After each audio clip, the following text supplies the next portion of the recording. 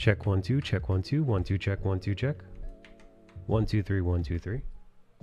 Hello and welcome. Welcome back.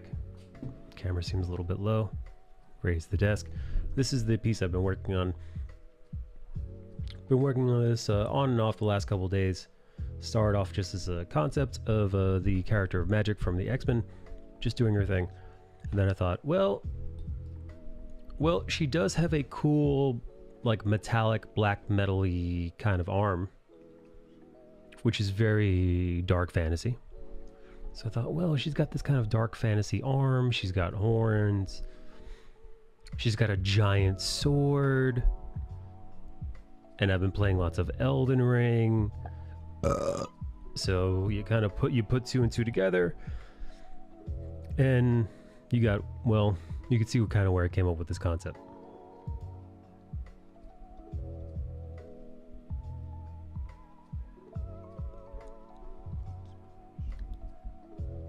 Anyway, I also decided to add her sipping on some blood. She's just sipping on blood soup. I don't know why I decided to add that. Well, besides being a lunatic.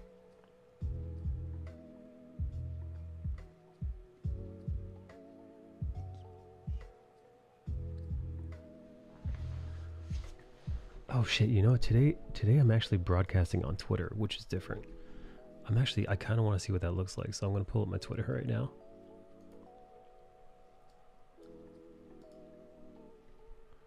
Holy shit. Whoa, I'm actually live. Whoa, it worked. I'm live on Twitter. That's weird. Holy shit. Wow, okay. All right, live on Twitter. Strange. I didn't even know Twitter had this option.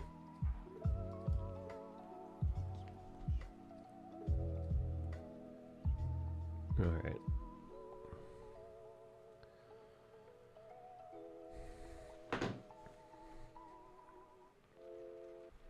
All right, this is where we are now. The background is the background's good enough. Yeah. I think I'm going to remove. Now that I'm seeing it, I think the three-eyed dude here would look better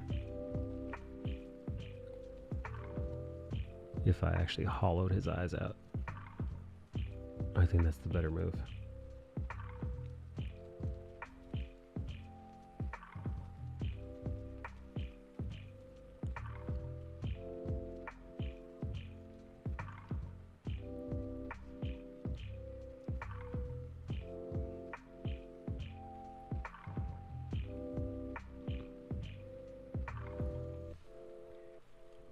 You know what I need to do? I need to adhere to a better schedule.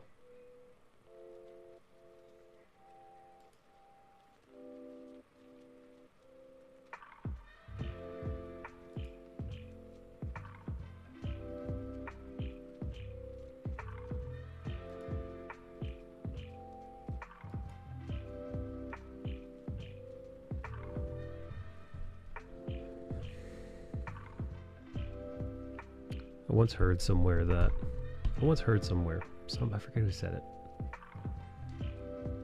but it was a content creator, and their point was, as a streamer, it's important to have a regular schedule. So I do stream 4 days a week, but it's at times very erratic. It's like sometimes I might show up at 3 p.m. Other days I might show up at 9 p.m.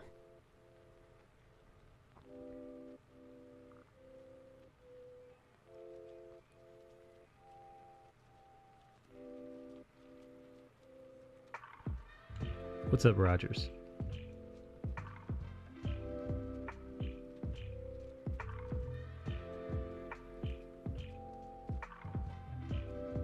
Yeah, if anything, what I am is consistently inconsistent.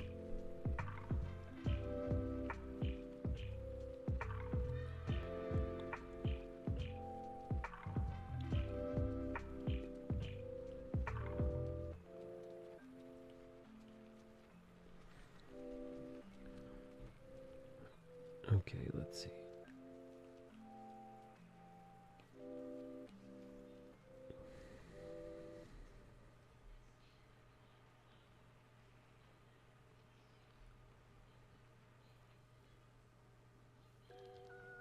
Oh, you know what I saw today in my email box? In my inbox.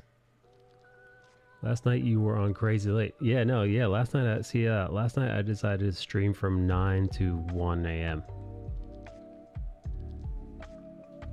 And then today I'm here at like 7 p.m. So probably gonna go from like 7 to 11. And who knows? Tomorrow I might wake up and decide, fuck it, I'm just gonna start streaming live right now. So at least a very inconsistent schedule.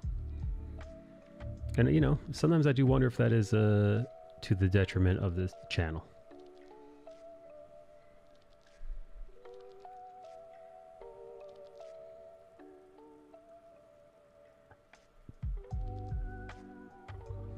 Why have you not seen Batman yet?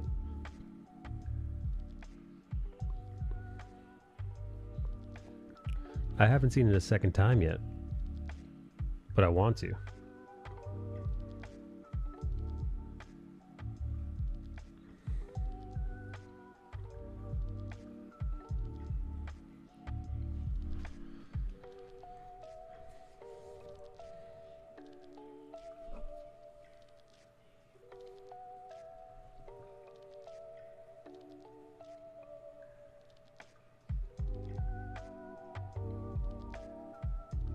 Fun and work.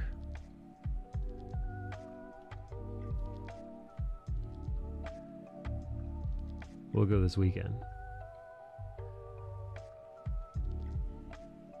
Where are you gonna go see it?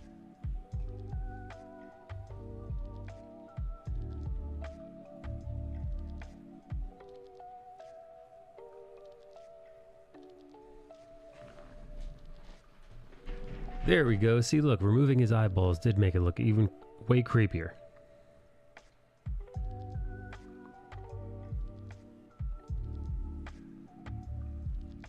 With the eyeballs in, it looked quite silly. Not that there's anything wrong with making something look a little silly, but...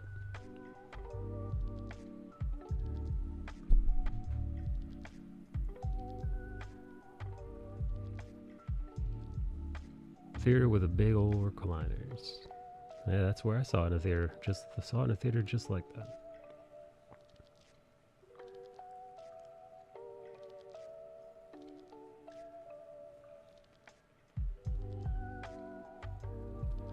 Hey Rogers, did you know you could stream on Twitter?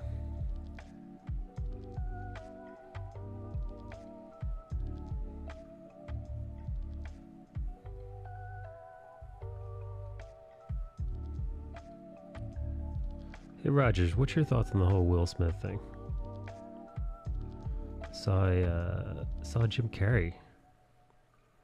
Saw that Jim Carrey, Bill Maher, Joe Rogan, Kareem Abdul-Jabbar, handful of other people, all were like, "This is bullshit."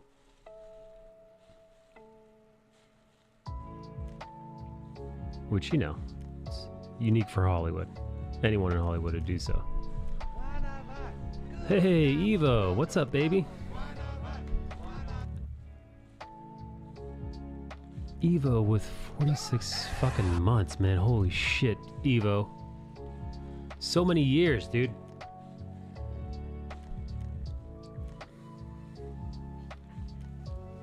Dude, it's almost 4 years, Evo.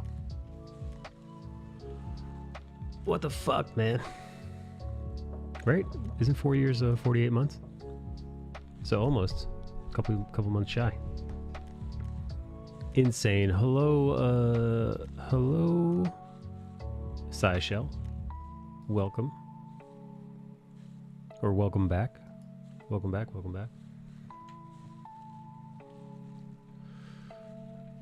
just like walking up on stage smacking a comedian is too much, even if the joke was out of line. I don't think the joke was out of line. I think it was a softball joke. Also, they're celebrities. They're sitting in the front row of a show. They've been in the spotlight forever. The joke was so soft. What is she eating? Blood. I'm thinking about maybe putting an eyeball in there.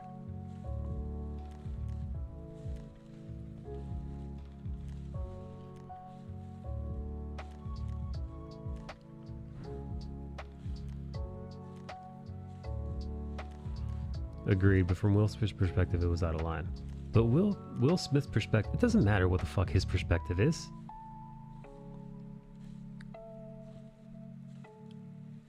It doesn't justify anything. Because, you know, at the end of the day, your perspective, it doesn't fucking matter. You know, Will Smith saying, in my perspective, I had every right to slap the shit out of that guy.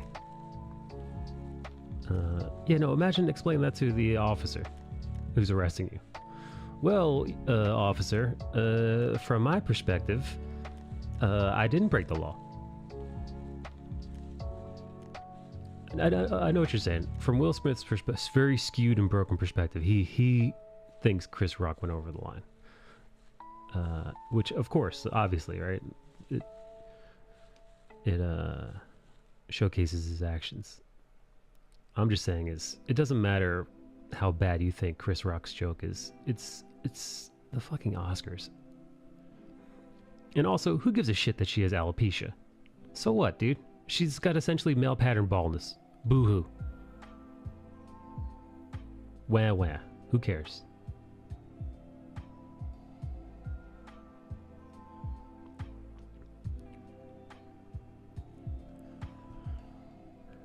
I like that white, black, and red. Hey, Sweaty. Hey, Vitamins. Vitamins, nice emote. He should have just yelled from the audience. What does it say if we just go around slapping people? Right. Again, yeah. Him yelling at Chris Rock from the audience, it would have been rude and disruptive. But all right, whatever. I get it, right? It's free speech. Chris Rock is exercising his constitutional right, and Will Smith has every right to do the same. But what really sucks is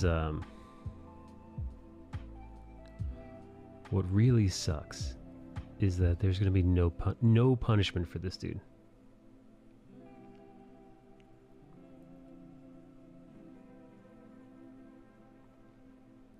Jim Carrey had an interview. I think it was on the Today Show with Gayle King, and Jim Carrey was like, If I were Chris Rock, I would have issued him a lawsuit today. Today, I would have been announcing that I'm suing Will Smith for $200 million because that video isn't going anywhere. And yeah, he was assaulted on stage. Vitamins, thank you so much for the tier 1 23-month sub, almost 2 years. Excellent. Thank you so much. Thank you, Vitamins. Thank you, Evo. Evo, what's your take on all this?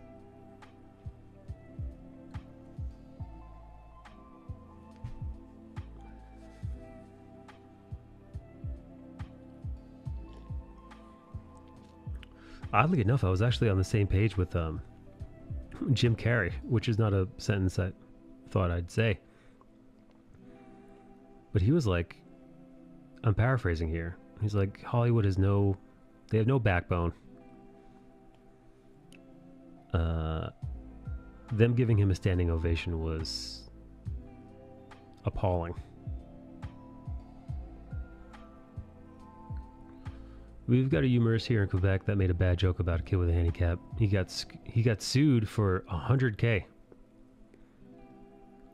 You know what it is? It's because Canada doesn't have any. Canada, unlike the beautiful United States of America, Canada doesn't have any free speech constitutional clauses.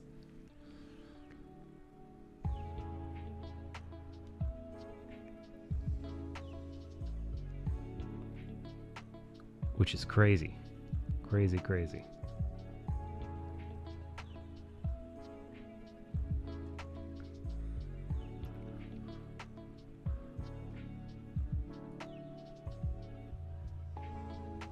Wait, so this comedian in Canada, he was teasing the kid from Quebec about his handicap, which is fucked, but I mean, yeah, listen.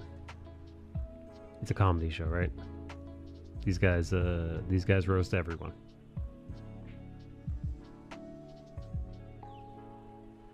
I agree that Chris should have filed some sort of lawsuit.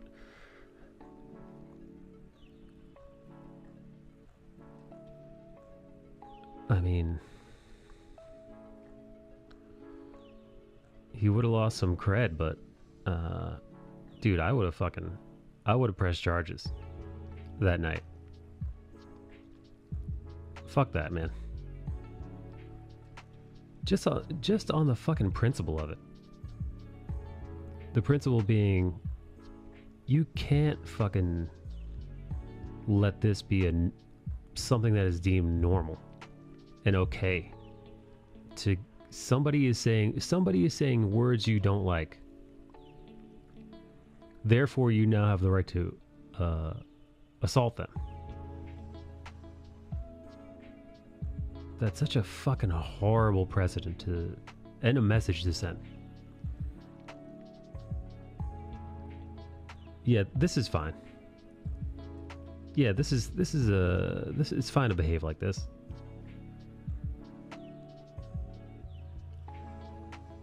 You know what it is? I think it was Bill Maher said this. Bill Maher said this in a statement that he said, or a conversation. I forget where he was when he said this, talking about the Will Smith thing. He said, hearing someone say something that you don't like and then taking that as an opportunity to inflict violence upon them is essentially Twitter in a nutshell.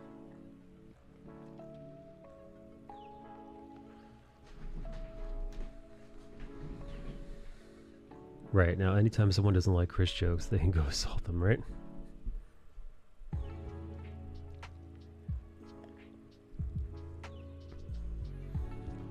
But it goes to show you, man. I said this yesterday, I'll say it again. The people in Hollywood, they live in a fucking bubble.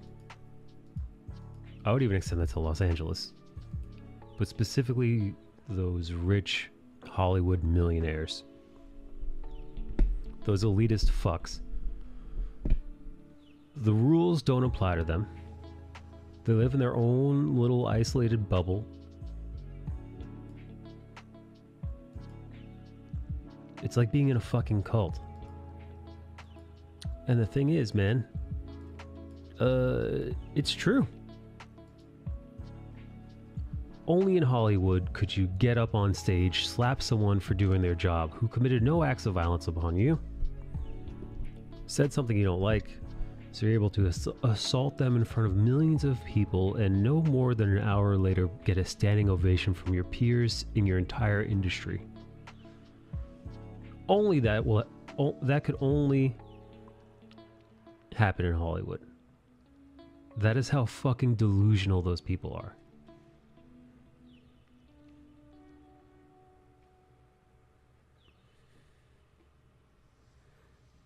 Yeah, no, man, I don't want to... I had already lost my patience with the Hollywood types from their grandstanding and moral high grounding and all their usual nonsense.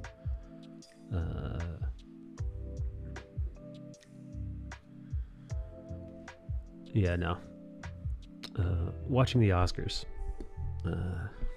watching that meltdown, and then watching their reaction to it, felt like I was it felt like I was in La La Land. It felt like this meme. Doesn't anyone notice this? I feel like I'm taking crazy pills.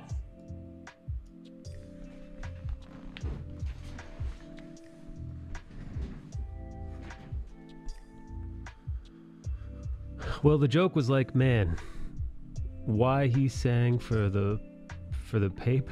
I paid for that, but now asking money again. Why the hell is he still alive? But the kid didn't like that joke.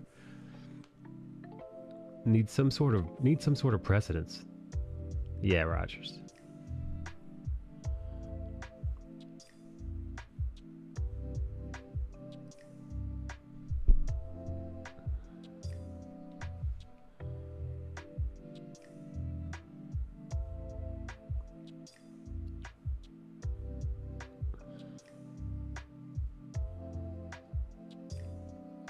I love that Zoolander clip. I mean, it's perfect, dude. I mean, it fits that scene perfectly. That's been my day all day.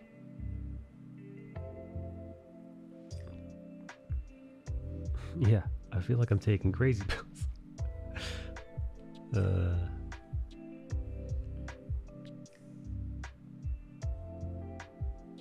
Sorry if I'm slow to respond as I'm working on some documentation. No worries. No worries, no worries. I'm just adding, listen, I'm just out here adding blood to this. Hey, is it obvious that his neck is slashed? It should be obvious that, you know, this like kingly character here, his neck is just fucking all kinds of slashed up.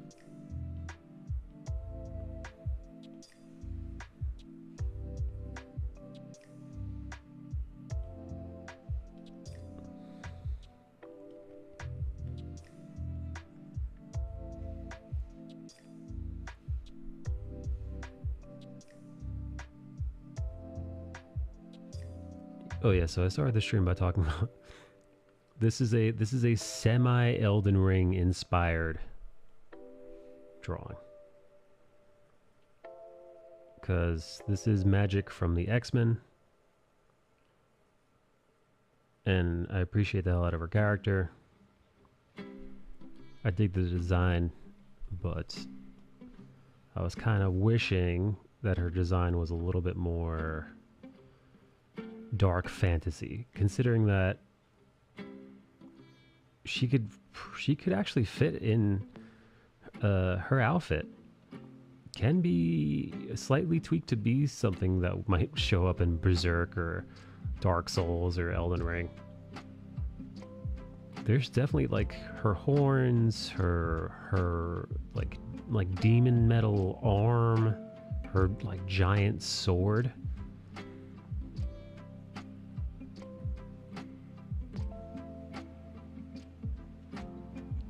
You know, there's some real ass demonic vibes happening, which is awesome.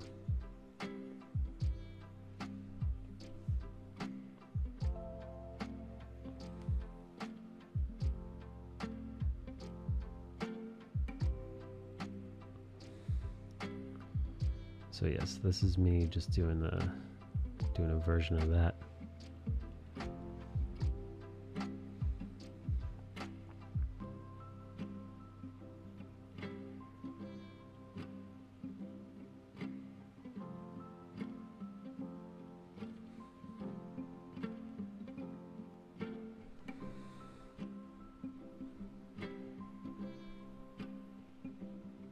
Yeah, that looks freaky as shit.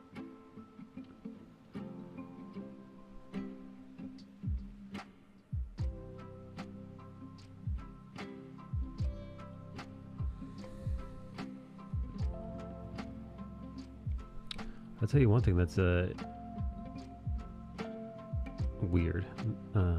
Being on Twitter right now, I wonder if somebody can like. Here, question for anybody who's watching right now: have any of you guys ever used Twitter Live?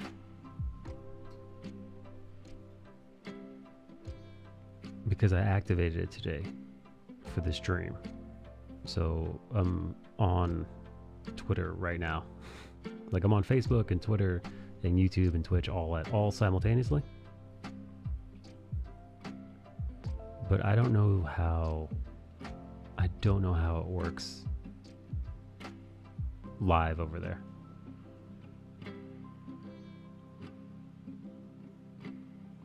Like, is it like a chat? Is it a separate thing? If you comment underneath the post like you would on a regular Twitter post, does it show up in chat?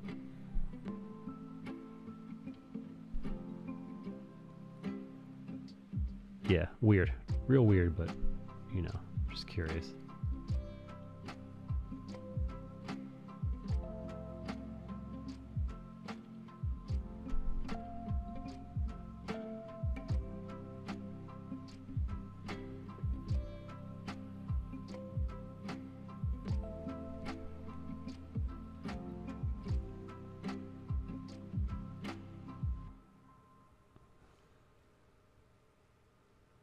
You know, I thought about coloring this piece.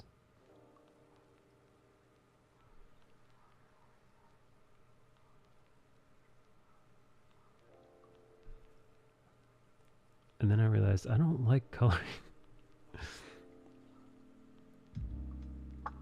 I don't mind playing around with colors. It could be fun. But when it comes to the art that I like to make, for the longest time, I thought maybe I didn't like coloring because, you know, I'm bad at coloring. And listen, my colors are not great. They're not. They are, at times, they are adequate, would be the way I'd describe them.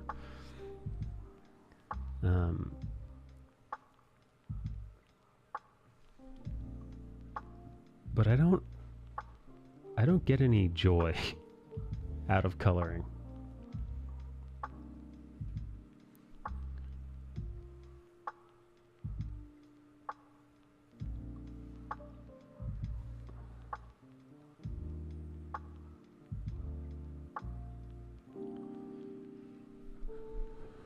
I can see the video, but not sure if chat shows up. Okay. All right. Well, at least you could see it. I wonder if it looks weird because, you know, I stream in landscape, and Twitter, being a phone application, is the exact opposite of landscape. It's a portrait. I can jump on Discord and explain what I see if you like. That's okay. I'm not that worried about it. But hey, Rogers, dude, I appreciate the hell out of you checking it out for me, making sure that it works. Thank you so much, buddy. Very helpful. Thank you, thank you, thank you.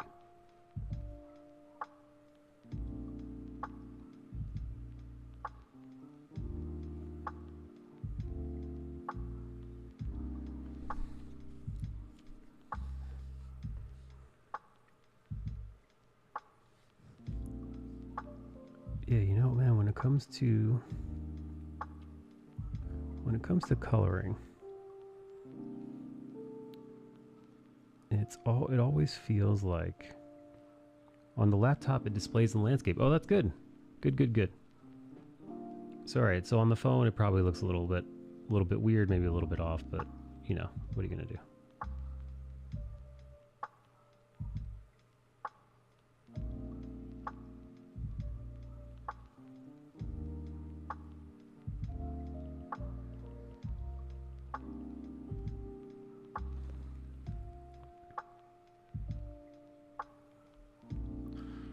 I was thinking about my favorite art and my favorite artists, and the majority of people whose art I enjoy and whose art I look up to and aspire to one day be as good as, or somewhat as good as, they're mostly artists who work primarily in black and white.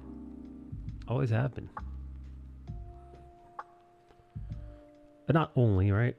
Lots of artists do tend to, you know, color their stuff, even traditional ones, with watercolor or gouache or acrylics or, you know, colored pencils or airbrushing even.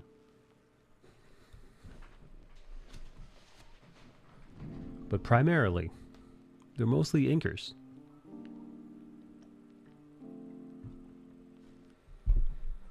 Even friends of mine whose work I look up to, like Eric Canetti or Eric Bonham. Work primarily, you know, both traditional and digital, very pencils and inks. Have you tried Copics or the like? I have tried Copics. Fucking hate them. I don't, you know, I primarily use Copic not for coloring. I use that to add value like I am now. So that's actually generally what I do. When you see me whip out a Copic at the table, it's mostly to add, it's me adding value and depth to pieces like this to help make it work more, which I like, you know. So like, yeah, using Copic, but like I've tried coloring with Copic markers, not my jam.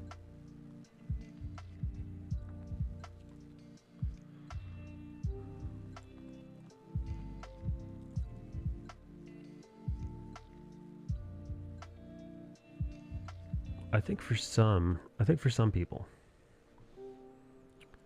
a non-colored piece of art may appear unfinished.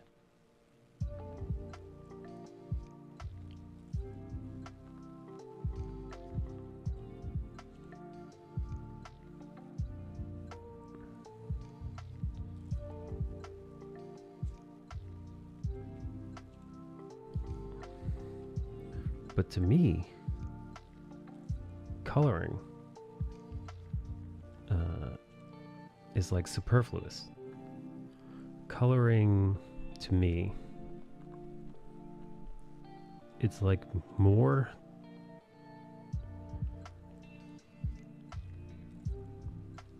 it's more unnecessary than not, in my opinion.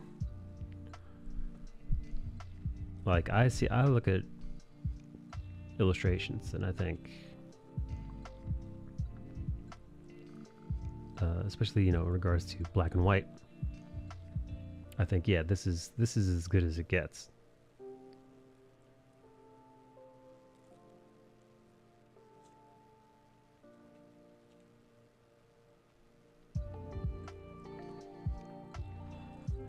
I have 2 color pieces on my wall. The rest are black and white or ink wash. Yeah, man. I think, yeah, no, to me,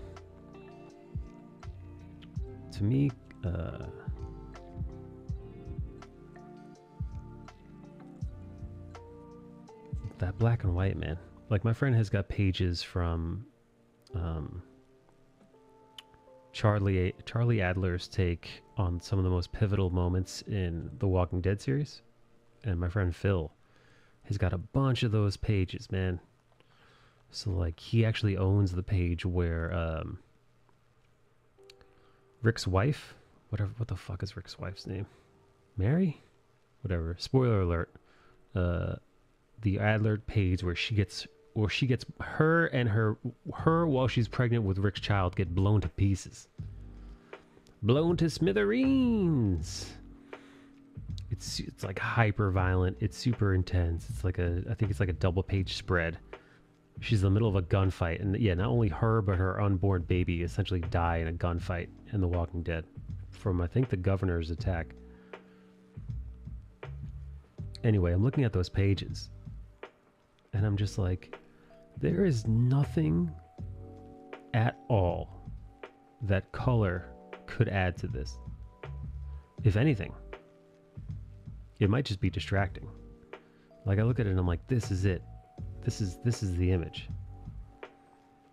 Or it's like, I don't know, man, listen to like an acoustic, it's like listening to like an acoustic Bob Dylan song and thinking like, man, if only this had like some electronic drums on it or something. Like that's my take. Not always, right? Because some pieces and some artists work like primarily in color and they crush it. So it's obviously a personal choice. It's a stylistic choice. But to me, my favorite art and the art that I enjoy the most, black and white.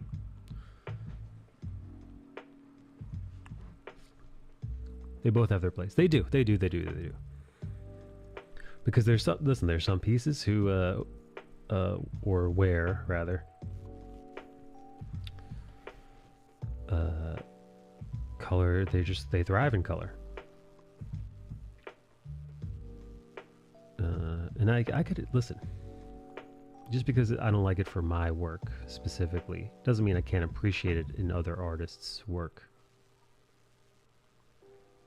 And I definitely will concede that I think in order for the art to be more accepted by, you know, the masses, I think it's more acceptable, or just, I think art is more, I don't know, I'm trying to think of another word for it. Perhaps easily appreciated when it's in colored by people who, non-artists. You know, just the average human being who's looking at art. I think my guess is on average that they appreciate color more. But then look at something like manga, which is fucking huge. Manga, which absolutely crushes, even in North American sales. Manga absolutely destroys comic books.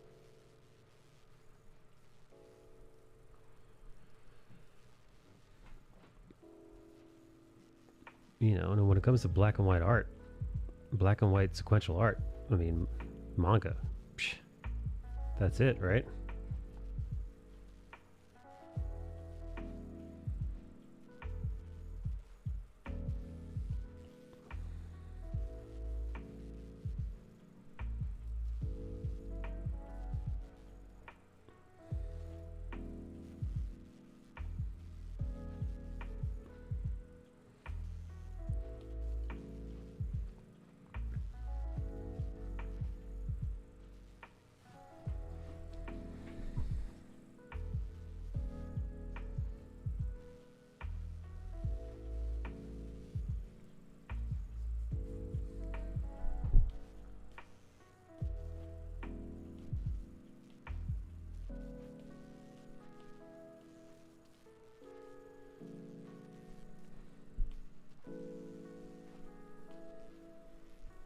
Also depends on the colorist.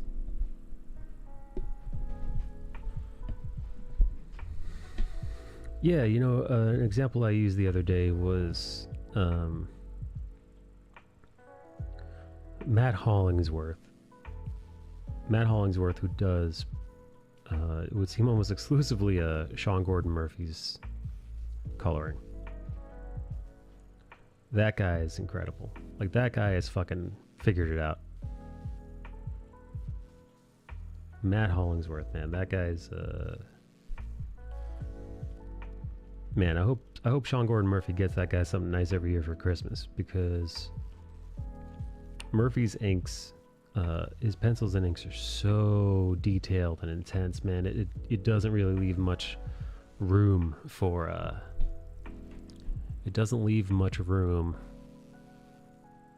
for a colorist to really do much. So his work needs to be quite subtle. Because if Hollingsworth took Sean Gordon Murphy's work and decided to add a shitload of his takes to things,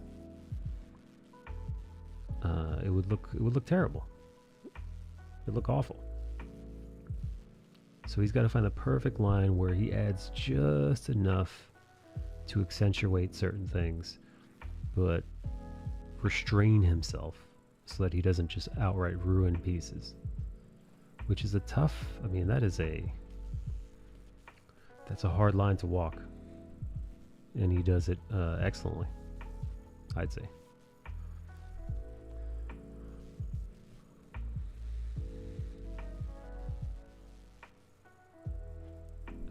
Hollingsworth has a YouTube channel, and he basically adds 1 million soft gradients.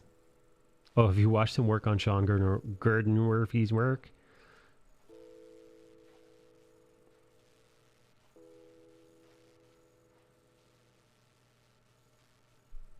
Also, target locking on this game is absolute bullshit. What game?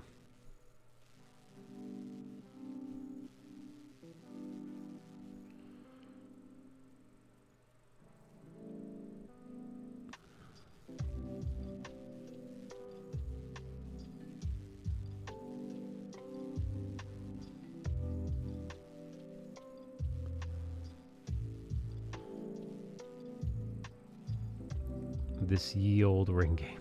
Oh, you finally picked it up, eh? Yeah, no, you could tweak the locking settings. Like, I think it defaults to auto lock, which will get you into trouble. So, tinker with it at your discretion. I just kind of personally, I just learned it. I just figured out what made it do its thing, and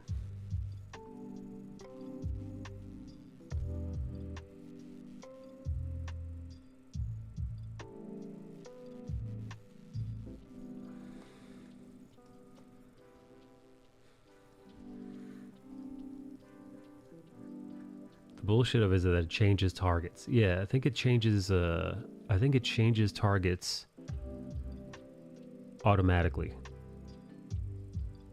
which you could shut off. You could shut it off so that you change. Yeah, dude. If you go into the settings, you'll see that it'll auto lock on people. So I think you have to shut that off, man. Hey Nerditude, what's up, buddy? Nerditude, how was your morning stream?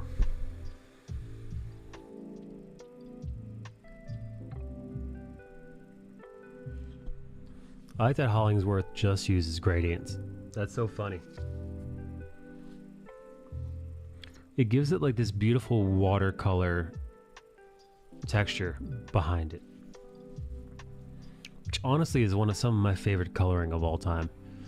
Just like this subtle, just like a subtle watercolor, like a almost like neutral palette.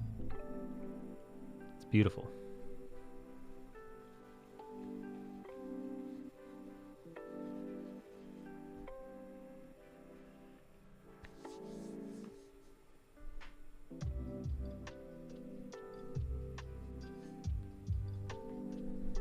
It was shit. What do you mean it was shit? What you talking about, Willis?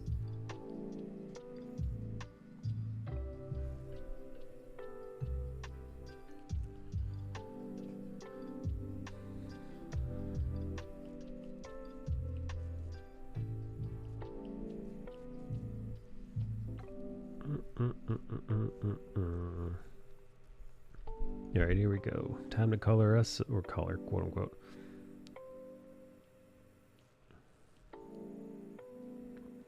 Low viewer count. I was tired. Just meh. Deflating. What's a good viewer count? Dude, I stopped looking at my viewer count. This is long ago.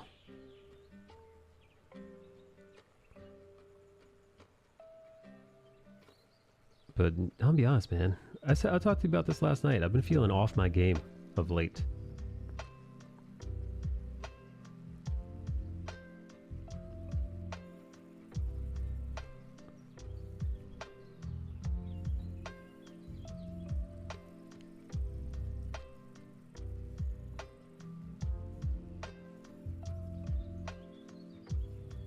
Like average 9, but we have 3 concurrent. We played Fortnite, which I wasn't having fun with.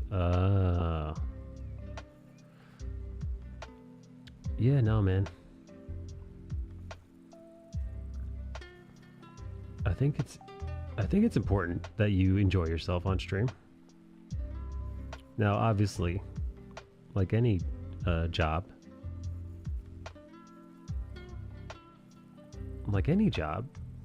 it's not always going to be cookies and cream.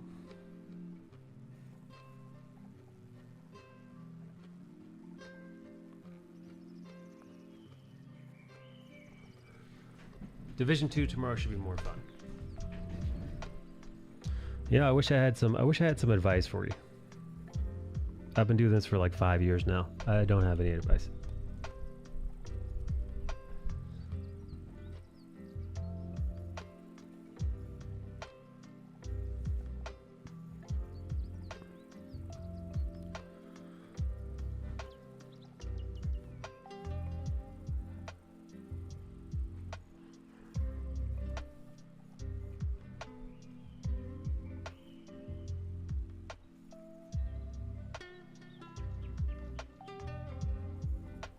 Yep. Nope. I've given a good long think.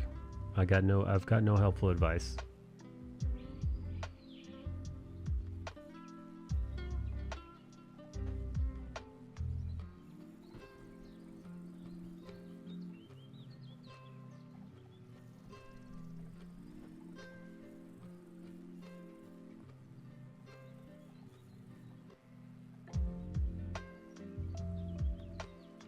Oh, I just thought of some advice. Don't do stream when you think you might have to shit. Shit first. Shit before stream.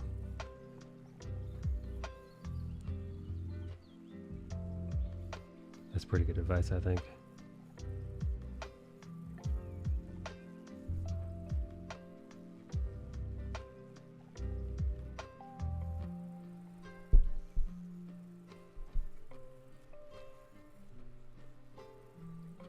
The pain adds to the excitement.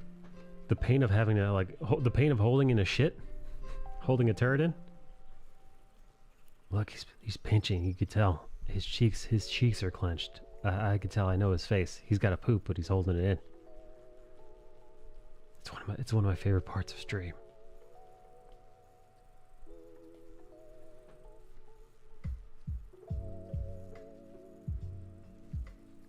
Protein and almonds before every stream. Solid advice.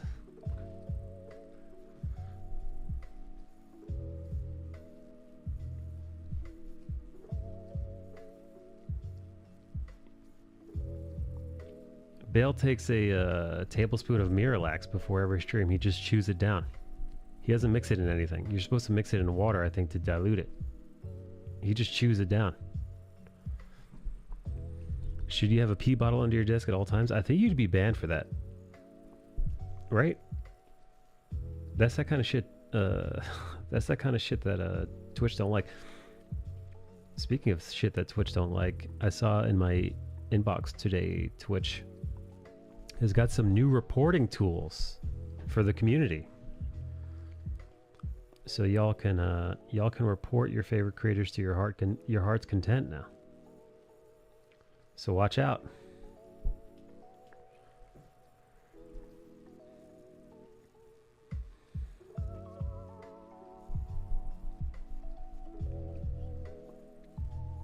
Bill, are you ready to start reporting your favorite content creators?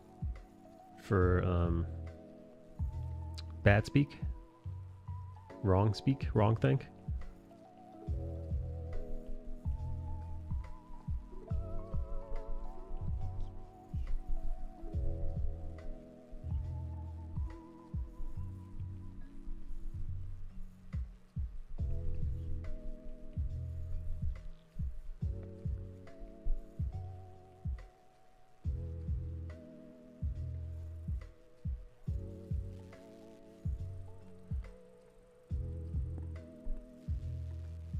Do I look like I'm from California? You could pass as a Californian just based on your look. I could see you walking on the streets of Los Angeles. Just based on your appearance.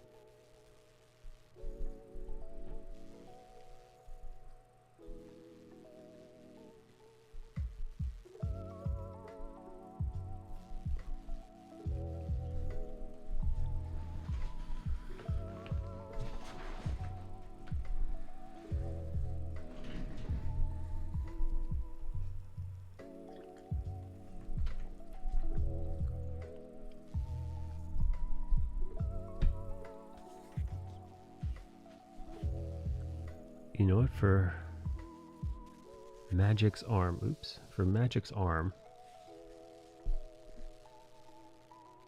I'm just gonna do a halftone.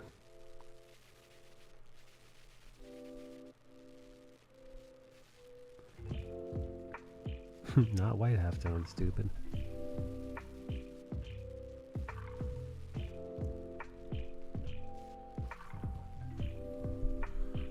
Bale, how often do you post on social media?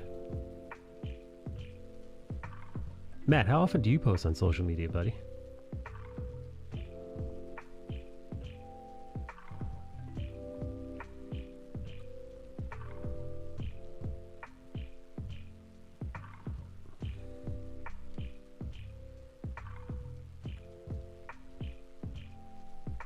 Maddie Cakes, I think you gotta start posting on social media, buddy. I hate Twitter. Fuck Twitter. First off, fuck Twitter. I know... You know what sucks, man? Twitter is like the platform that is used for YouTubers. And... for YouTubers and Twitch streamers. For some godforsaken fucking reason.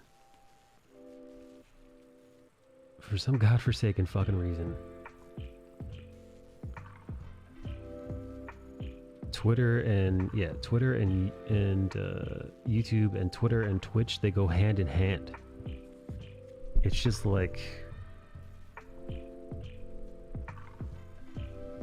I fucking hate it, dude. I hate Twitter with such a fucking passion, man.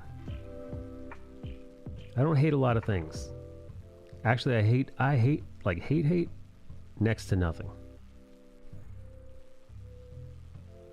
You know, maybe the last season of Game of Thrones, but generally speaking, I don't harbor much hate in my heart. It's bad for you, you know.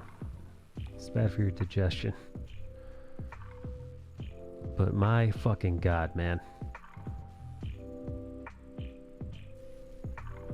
Fucking, I find Twitter to be just full of some of the most loathsome individuals. I miss the days of 90s all rock playing in the background. Oh, just on the radio and stuff? You know, you like walk into Wendy's and it's like that's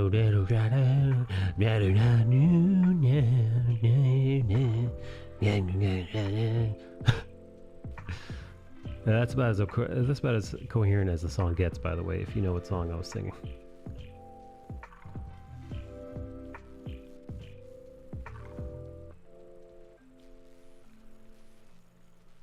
I have some stuff on Instagram I need to do more. Not everyone should have a platform.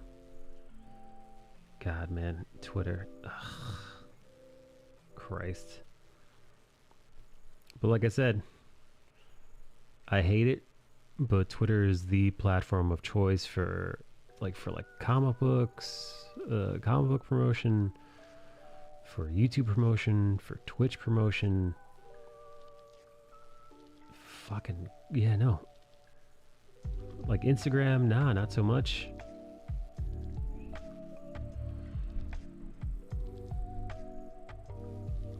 Nah, in this stream before Twitch did the music thing. Oh, I just thought you meant like in life you miss alt rock just being on in the background. Yeah, no, Twitch, but also Twitch might be striking a deal with somebody somewhere striking a deal to make it okay to be playing music while streaming. But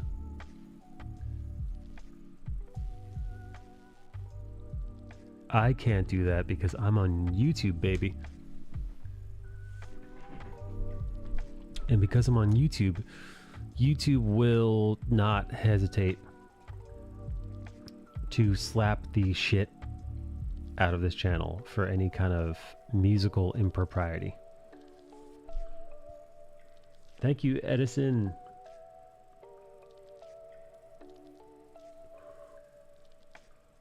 Bill says, not as often as I should. I mostly retweet art and stream, like once a week to rant about comics and manga. Bill, you fucking animal.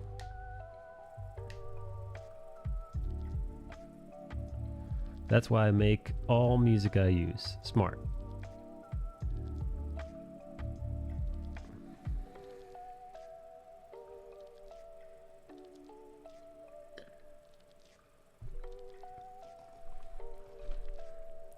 I know YouTube saw them slap you once during anime recaps. Oh yeah.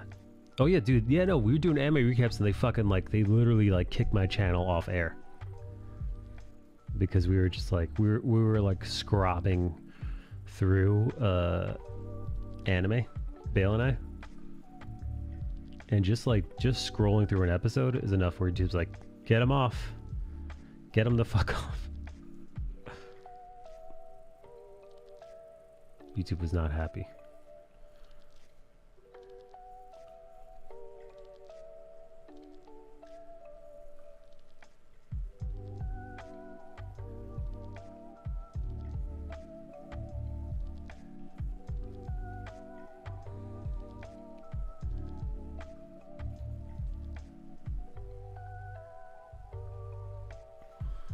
Currently, I'm going through quite a long, drawn, and ridiculous copyright claim on YouTube and miraculously through YouTube. What happened? Apparently, their reporting system is horrible.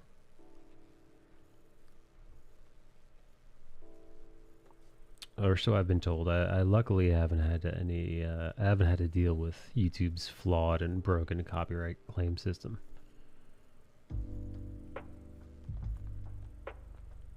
Honestly, I don't use Twitter for jack. I don't like it, man.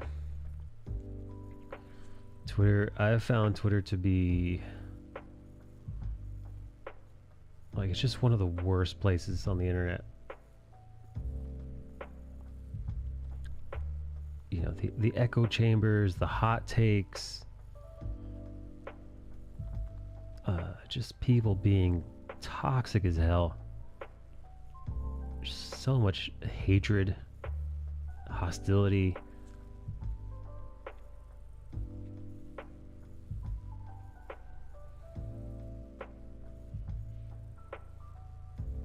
The straw man arguments, just like the blind ideology, the bad faith arguments, just everything. Like, my God, man. For every like decent tweet that you might read that's like kind of funny or insightful or fun, there's 1,000 awful ones right behind it. It just gets under my goddamn skin. And the fact that people are, it's kind of like, it's not too fucking dissimilar to when the millionaire Hollywood elitists gave Will Smith a standing ovation after he slapped the shit out of a man on stage an hour prior and awarded him and championed him. It's not all that dissimilar on Twitter, where people have lunatic level hot takes and then also get essentially what essentially comes down to applause, accolade for just saying like the worst possible thing. Fucking loathsome people.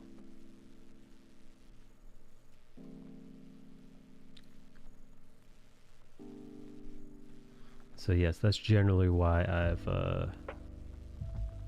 I've actively avoided ever using that platform. And honestly, in hindsight, probably to the stream and my art's detriment.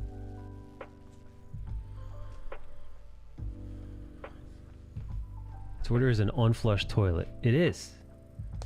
That's fucking perfect. Twitter is the internet's unflushed toilet.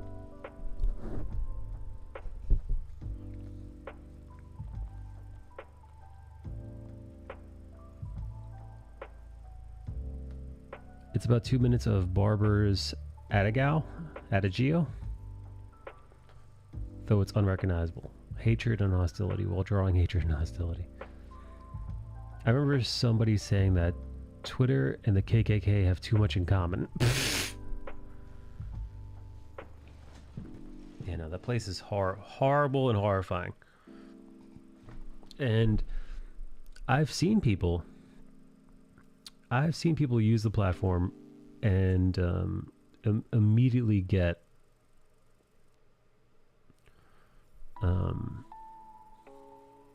just like taken out of context, or I saw this one meme that shared a ton on the platform, and the line goes something like, Twitter is the only place where you can write, I like oranges, and somebody will at you, so what you're saying is you hate apples. And then you have to say, no bitch, I didn't say anything of the sort, I just said I like oranges. And then there's the other line where Twitter is a group of people yelling at a non-existent person, or like, oh no, I think I'm paraphrasing here, but Twitter is a group of people making up a person and then arguing with that person in their heads on their timeline.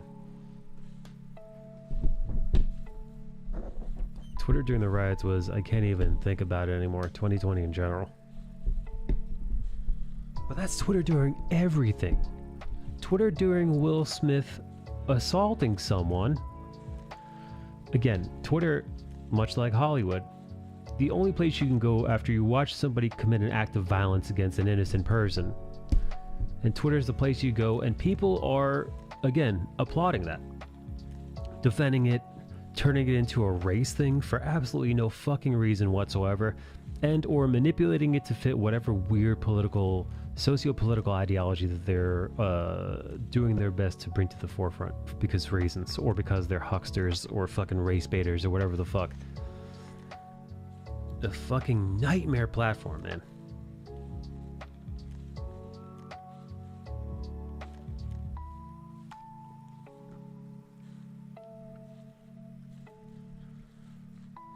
I think Bale, how aren't you active on? Bale might have actually chilled out. But when last I can recall, Bale was a Twitter boy through and through.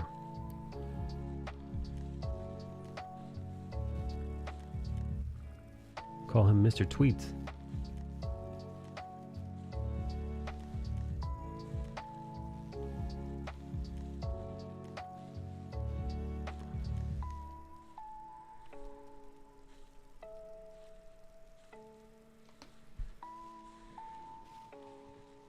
Now I'm curious now.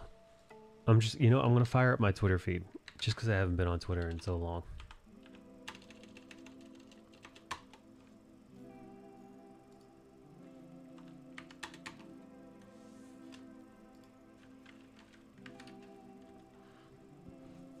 Before I ran from Twitter forever, I had fun around with the James Woods. I used to like him no more. He's the person you're explaining. Oh, what was he yelling about? James Woods, what the fuck was that guy yelling about? Don't do it, Mikhail.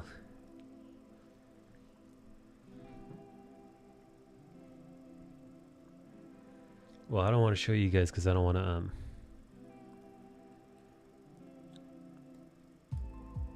I don't want to see because there's porno on here sometimes.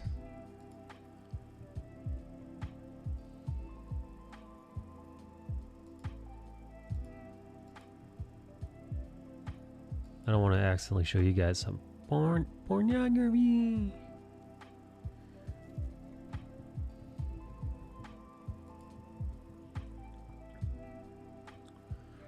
Okay, let's see.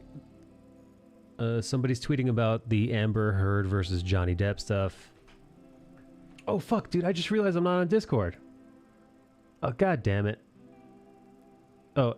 Any and all are welcome to join me on Discord. Bale, Matt, whomever else. Caspa, I don't know, Rogers. I don't know how many of you have permission to come on the on-air channel.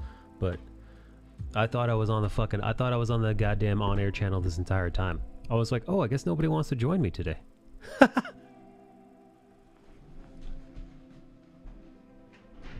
Professional streamer, everyone. Maddie! You know, I just kind of assumed that you were, like, taking it easy. You're just going to do a solo thing. No, I'm a fucking dumbass. I was like, oh, okay, he's doing a chill Zen thing. I got it. No, I'm not. I'm not doing a Zen thing. As you can see, I'm screaming about Twitter. Yeah, no, I don't touch Twitter. Dude, this is how and my it's art... for the exact same reasons as, like... Tell me. Edison was like, yeah, I was arguing with James Woods. Like, I don't want to argue with anybody. Like, I don't... Like, frankly, like, you can have your opinion, but unless you're over here, like, we need to legalize, we need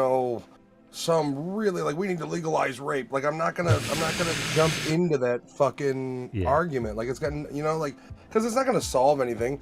James Woods, especially got, like, guys like Seth Rogen out there, oh my god.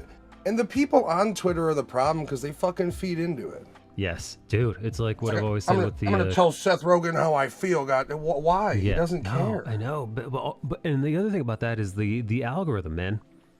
And this is the same goes with every algorithm, by the way. It's not just exclusive to Twitter, but the algorithm goes Seth Rogen or Ethan Klein or the Quartering or whomever, whatever person who's in the spotlight with outlandish hot takes. Clickbait artist you want to feed. Right, exactly. Wherever your tastes lie in the clickbait dome. That person makes, it's the same formula every time. Person has outrageous hot take, uninformed opinion, hyperbolic, ideologically based, and directed at their group of people. They've got to take, and then the alternative group rushes in there and screams at them, and like even if oh man, oh we got ratioed, ooh they got ratioed. Who gives a shit? It doesn't matter. It matters for maybe a couple hours, and then they move on to something else. But that whole ratio thing, and I'm gonna leave a comment. My comment got more likes than his tweet. Ratio, it's all bullshit. All of it's fucking nonsense. The person who made the hot take in the first place doesn't give a shit. Their base, whatever their base may be, depending on what lunatic you're following on Twitter, they all believe the same shit that they did moments prior. No minds were changed. Nothing has happened. The ratio came and went. The person isn't slowed down. The person isn't stopped. The person hasn't stopped to question their beliefs. Literally, the algorithm has managed to get you to remain engaged and committed that much more to the lunacy of the platform. Rinse, wash, well, that's the thing. That's the thing, right? Like insert random celebrity. They say something they know half of the populace isn't going to agree with or might be controversial. People jump in, they retweet it. You've just now given them free promotion. Like, if people really don't think Twitter, I mean, Twitter is nothing more than you have your mix of people go out there to be on the echo chamber, and then it's promotion for everybody else. Yes. Like, people still don't understand that half of the entertainment industry do not believe anything they say, and they're playing either the heel or the good guy, just like in wrestling. Yeah. No, dude, I don't... Man, when you hear these celebrities come out, because they always do, and they're lecturing you on some humanitarian shit that you're, of course, doing wrong, they don't give a fuck, man. Again, we talked about this the other day. These celebrities come out and talk about, we need to corporations and blah, blah, blah, and climate change, and then they chart their private jets to go to their private yachts and do God knows what on fucking Epstein's Island. They don't give a shit about any of it. Well, no, and like you can see the hypocrisy, right? Every single bleeding heart celebrity that has tweeted on behalf of whoever for whatever reason has said nothing about Will Smith. Like, literally the only one that's really come out and been like, nah, he's a piece of garbage was Jim Carrey. Jim Carrey, I talked about him earlier. Fucking gotta love Jim Carrey for being like, I'd have sued him for $200 million. Fucking A, Jim. I would have too. Me too. He's like that. And he's right. That video, that insult will be in the ether for fucking forever. Forever. That video is there forever. Shit, dude, I didn't even know it happened. I don't watch the Oscars, and literally 45 minutes there was hundreds of videos. Here's the slap. What slap? Oh, there was a slap? Like, Al Gore preaching renewable energy and living in a massive home, but they all do it. Like, they all live on estates and fucking massive homes, right? Private jets, boats, yachts. Stephen Colbert, is he the one that told everybody to get electric cars? I believe so. I believe he said they're affordable enough that at least every talk show host should be able to afford one. Yeah, come on. Who doesn't have? You don't have 50 grand just laying around the bank to pick up a Tesla? Wait a minute. What do you mean, average American who stopped watching me because I'm out of touch? You mean to tell me that you don't have a 6-car garage with a charging port in it and everything? Right. Or Kim Kardashian telling everybody to work harder. Get off your ass and work harder. Shut the fuck up. I wish fucking Will Smith had slapped her on stage. I mean, ideally, slap some fucking sense into her. Like, it's just the idea that like they're so out of touch with, and all of them. It's the Tucker Carlsons, it's the actors, it's the musicians. They're so out of touch that they literally don't. I think they don't understand what it is to be average, like an average person anymore. No, that's so far in the rearview mirror. They completely delusional. They haven't had, like, the average person always worries about money. Even if it's not like, how am I going to pay my rent this month? It's like, shit, little low in the account today, huh? Like, the average person always worries. They don't have to. Like, it must be nice to have a life free of financial worry. I just as they cannot process how I worry about money day to day, I can't process how they don't. No one wants to hear me talk about nothing. Jim can say what he wants since he made his money because his career's over and he doesn't care. An average electric car is $50K. Leonardo DiCaprio talking about environment, taking multiple private jets trip to New York for LA business. Don't forget about the yacht, Yoji. I would... Sorry. No. I was just saying, I would argue that Jim Carrey's career, I mean, he's in the new Sonic movie. It's not over. Like, him coming out, while I wouldn't say it's heroic, it's definitely not status quo. Especially not when everybody else is kind of hush hush. Besides your average, clickbait bullshit. Shit, I'll be right back. I forgot to feed my dogs. Uh-oh. The puppers. Well, I'm guessing what Yoji means is that Jim Carrey. There's 1999 Jim Carrey, early 2000s Jim Carrey, Liar Liar Jim Carrey, Liar Liar, The Mask, Ace Ventura, Pet Detective. There's Jim Carrey. There's Jim Carrey in his prime, where like he was the box office poster boy, man. He was everywhere all at once. You couldn't escape him. His career is not what it was. So it's not over, but that, he's not there at the Oscars, is he? Right? He's now what they call a working actor, which is a little bit different from being like an A-list Hollywood superstar. He isn't getting money thrown at him for everything and anything. Hollywood throws people away. Right. Yeah. His career is like, it's only marginally better than,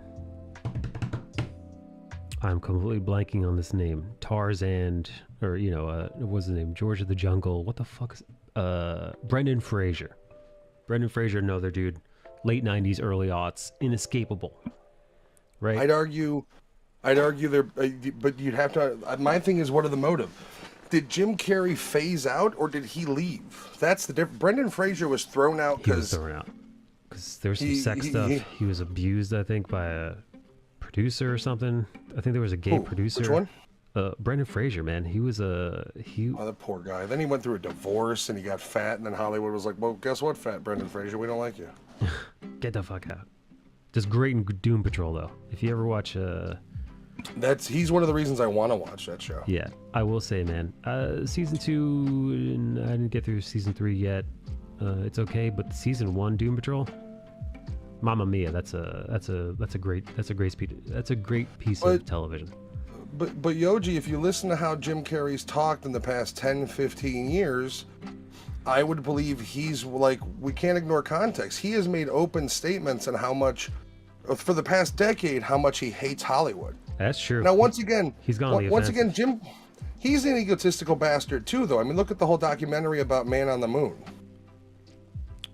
Oh, I don't remember. Oh, that's right. I forget how crazy he is also. Oh, he was so nuts during that, dude, that he said he was Kaufman. He had Kaufman's family come in and talk to Kaufman through. It was just fucking goofy. Yeah, so he's had his fair share of nutso shit. But I don't know if I would say that, like, I mean, obviously his career isn't as hot, but I don't know. I'd be willing to bet his career.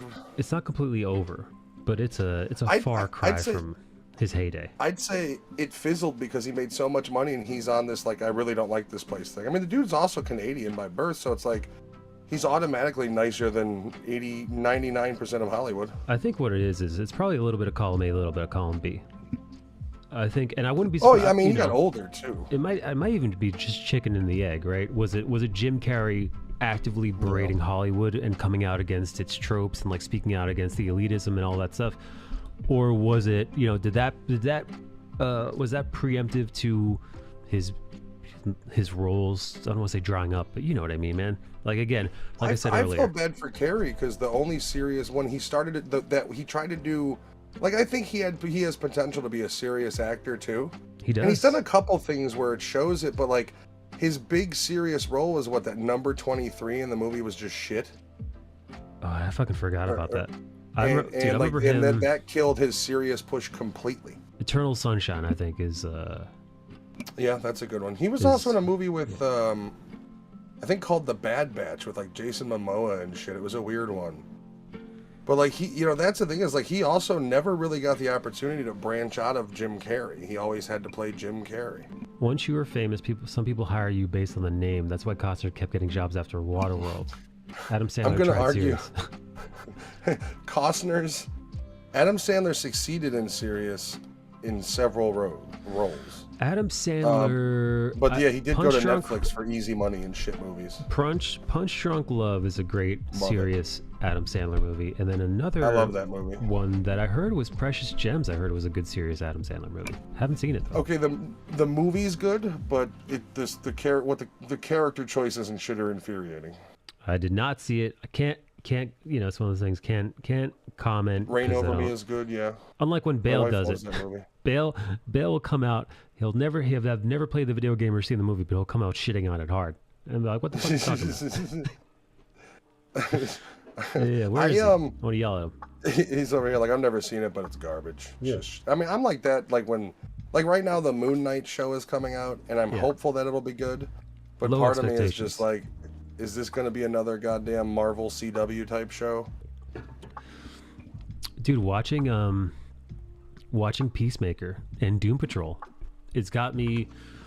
And then when you compare that to shows where it's even shows that I liked from the MCU TV series, like Hawkeye was fun, but it was just so milquetoast and like bland. Like it's like going to a real restaurant, getting something to eat versus going to Applebee's. It's like, they microwave this shit. Like, this came in a bag, right? Right, exactly. So it's like, yeah, I guess it's technically a restaurant, but this stuff was in a frozen bag a little bit a while ago. It might look like penne it's like half a step away from school cafeteria food, some of that shit. Right, so like that's like watching the MCU Disney Plus shows. Sometimes you have some really compelling moments. There are moments in WandaVision where like, okay, shit, they are trying to push the envelope, and then that falls apart. And the Falcon Winter Soldier was absolute garbage, almost all the way through. Hawkeye was fun but forgettable. There's some heartfelt, touching moments there, and what I like about they didn't do the thing that Disney is notorious for doing, which is downplaying the legacy heroic white cis male character in lieu of uplifting the new female character. Like I definitely thought going in that this is exactly what we're gonna get. We're gonna get the Rey Skywalker treatment. They're gonna hit their quota with that with She-Hulk. Right. But they didn't do that. They didn't, Hawkeye wasn't like just some like hacky, no talent buffoon, and she had to show him up and all that. It was actually a decent heroic arc, and which took me by surprise. But the moments, the key and beautiful and awesome moments in shows like Hawkeye, they're few and far between. Versus like Peacemaker, every episode is just like a gem. That bad? I never saw Eternals. Oh, Eternals was near unwatchable, man. Really? I mean, I've read it's terrible, and I didn't have any interest just by the looks of it. But like, can't believe they. It's just surprising they would put out something with all the money they have and all the minds they have working between Marvel and Disney and all that. They would still put out something shit. I don't understand that one. Also, wasn't it delayed? So a lot of this shit was like retroactive to the Endgame. Wait, what about Endgame? Sorry, somebody text message. Wasn't Eternals meant to come out initially before Endgame? It was. No, not before. Like, I think it was right. I think Eternals was supposed to be the one right after Endgame. Okay. Well, I know that's when it was released, but I didn't know because I thought that movie had gotten delayed for like a year or two or whatever. Maybe I'm wrong.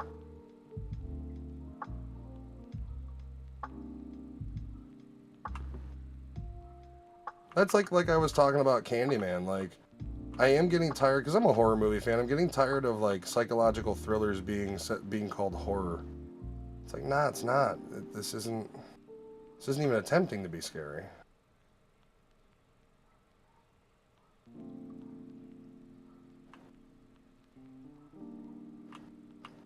Now, question is, would you take a Marvel movie or a Marvel TV show that's less budget but better on story? Of course. Well, dude, look at the there are a couple movies that were like super low budget. Like I think like the Joker was like what, like 60 million to make, and I think Deadpool was around like 60 to make as well. So I would say the Joker is different. Like the Joker really, to me, they didn't make a comic book movie. Right. They made a serious psychological drama with comic book characters. Right. That's true. The movie works. If without him being the Joker, the movie still works. Yeah, he could be any character, whether or not it's connected to DC. It's still a great movie. Dude, I might say the Batman might even work if you remove the Batman out of it. You just turn him into a detective. I wondered if like you just had like a hard-boiled like Jack Reacher-esque detective, if Batman would kind of work somewhat as well. I might say, man, like if you turn him into like a Tom Cruise, James Bond style John Wicky character, and like he's just a guy, he's just like a fucking determined badass, just balls of steel, discover the truth. Yeah, relentless guy, relentless detective, right? I think it might actually work. John McClane. Eternals was okay. What's Up, Whiteboardists? Nostalgia and cult followings are amazing for the post-mortem franchise popularity. I have not watched the Jack Reacher show. I want to, but the wife and I we're stupid, so we're backed up on shit to watch already. I have several podcasts that I review both TV shows and movies, and then we started The Office again because we're idiots. It's our go-to. Half-assing the woke thing. Typical is to make them black, and even they really want to seem woke, make the character black and female. Yep, he's right. Disney has a corporate system with suits that should have no idea what the public wants meddling in movies. All they care about is it on time, on budget, and did it make some money? Daredevil season 1 and 3 were good. Season 2 devolved into Asian caricature crap. I don't remember season 2. It does. Jack it really Reacher tries to go into like the lore of almost like it's a weird season. I'll give you that. Was that the season with the hand? Weird. Yeah, I think it's also the season where what's her face comes in. Elektra. Yeah, that was the weak. That was the weakest of the seasons. Yeah, it really. I really hope they give it more money, but they let the showrunners who were doing their thing initially do their thing, or whoever's taking care of it. Like, I don't want Marvel's version of Daredevil. I kind of want the show as it is, or the character as they had kind of already did him, just give him the Marvel treatment. Give him the treatment. Right? Like, we'll give him the Marvel vaccine. What does that do? Instant money printing. No, but the problem is, like, with Spider-Man, now I want to see every Spider-Man movie with all of them. Like, just Tom Holland's not going to be enough. Yeah, give me more. I gotta watch that one again. I want more of that Tobey Maguire, man. Give me that Tobey.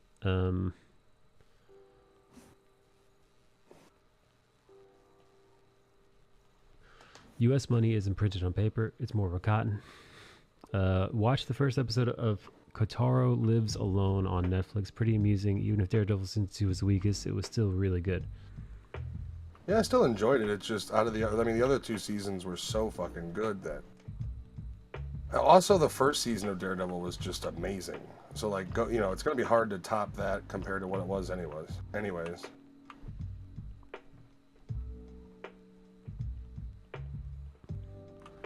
Tobey and Andrew would both take another Spider-Man movie in the paycheck. Hell yeah. I wish they would. I mean, you saw Spider-Man, I presume, right? Sure did. One of the things I really liked about it was the fact that they showed how much more powerful Tobey Maguire's Spider-Man is. Yeah, no, they really played each character up to their own individual strengths, I'd say. Well, you get that scene at the very end, right, as he's about to try to kill Goblin. Right. Where Maguire steps in and just stops him, and it doesn't even look like he's trying. Little shit like that I find awesome, because it's like, that just right there tells you, like, this iteration, that dimensional Spider-Man's the most powerful. Right. At least they made those kind of things, real. Right.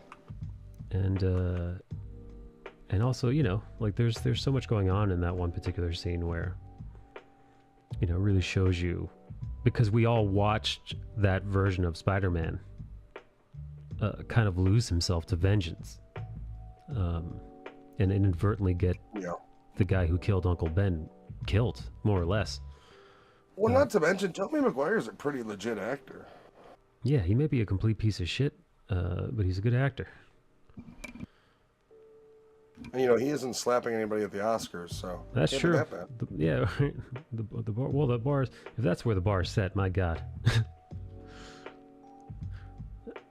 Remember when like a celebrity getting pulled over for anything was a big deal, and now it's like, no, come on to the Oscars. We know you're gonna win already, so go ahead and slap whoever you want. We'll make sure you don't go to jail. Start slapping. So anyway, I start slapping. Yeah, exactly. So I went up there to accept my award and just slapped him right in the fucking face. Anyway, let's go to the after party. Let's go dance and drink and laugh. By the way, we won't go to the same party as Chris Rock because, I did slap him. Right. Yeah, no, the rumor was Chris Rock was going to go to that party, and then he saw that Will Smith had like an entourage of 20 plus people and decided not to fucking go. It's like, fuck this. Yoji, it's all about, remember you said it's all about dollars? They'll put up with whatever bullshit they can if they think they'll make another $300 million with this Tobey Maguire Spider-Man. It's all dollars and cents. Toby can act when needed, but he's a pain and wasn't worth the hassle for other movies. Yeah, no, there's this kind of like weird threshold where they will put up with your assholishness to a point, and that is so long as the bills are being paid. Yep. If you're popular, you can do whatever the fuck you want from a lot of it. The caveat to that is he was at his most. The caveat to that is the second you stop earning them money, they'll throw you out. So I mean, it's literally the Tobey Maguire story. Like, yeah, Brendan Fraser too. I mean, while he made him money and he was thin, they loved him. He was the face of the friendly, funny guy. And the second he turned down an executive producer's advances, I forget if it was a woman or a man that was just like, now Brendan, you gotta suck my cock, and he's like, get the fuck out of here. And they're like, wave goodbye to Hollywood. It's the same thing with Terry Crews and Russell Simmons. Fuck, man. It's like and here's the thing is they cover it up. Like, I don't feel bad for any of them. They're all fucking part of the decay. Well, I mean, again, and I'm not talking about the victims, but like when you stay quiet, you're part of the problem. Well, I mean, like we literally saw it playing out live before our eyes. We watched an entire auditorium or fucking theater full of people who witnessed essentially a crime committed. Some applauded. And then they gave him a fucking standing ovation. Yep. With zero hesitation. So like these are the individuals. Never forget, these are the individuals that we're dealing with here. And just so you know, if you go to your job and you slap your boss in the face because he insults you, you're gonna be fired and arrested. Dude, imagine what it's like for regular people, like anybody here. You go to a work event full of your peers in your industry, your boss, your boss's bosses. It's being streamed live, and then you openly assault one of your coworkers in front of your bosses, and then go back to your seat, and nothing happens to you. Oh, and then they give you an award for a great job. Then you get employee of the month on top of it. Well, we were going to give this to him anyways, so might as well. Yeah, no big deal. Just because he assaulted another person doesn't mean he isn't a good actor, right? Listen, being a horrible person doesn't mean you don't get to have your Oscar award. Just ask Polanski. Right. Oh, and here, just go wave at Mr. Spacey over there. I mean, at the minimum, it's an abuse of power, because he knew when he stood up there he would have zero repercussions for slapping that man. Otherwise, there's no way in fuck he would have done it. Exactly.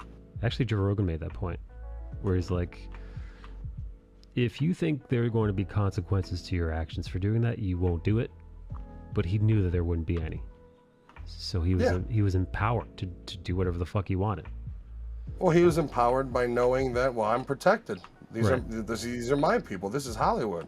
I'm going to win the Oscar today. We can do whatever the fuck we want. And I 100% now believe that they know they're going to win beforehand. I wouldn't be surprised.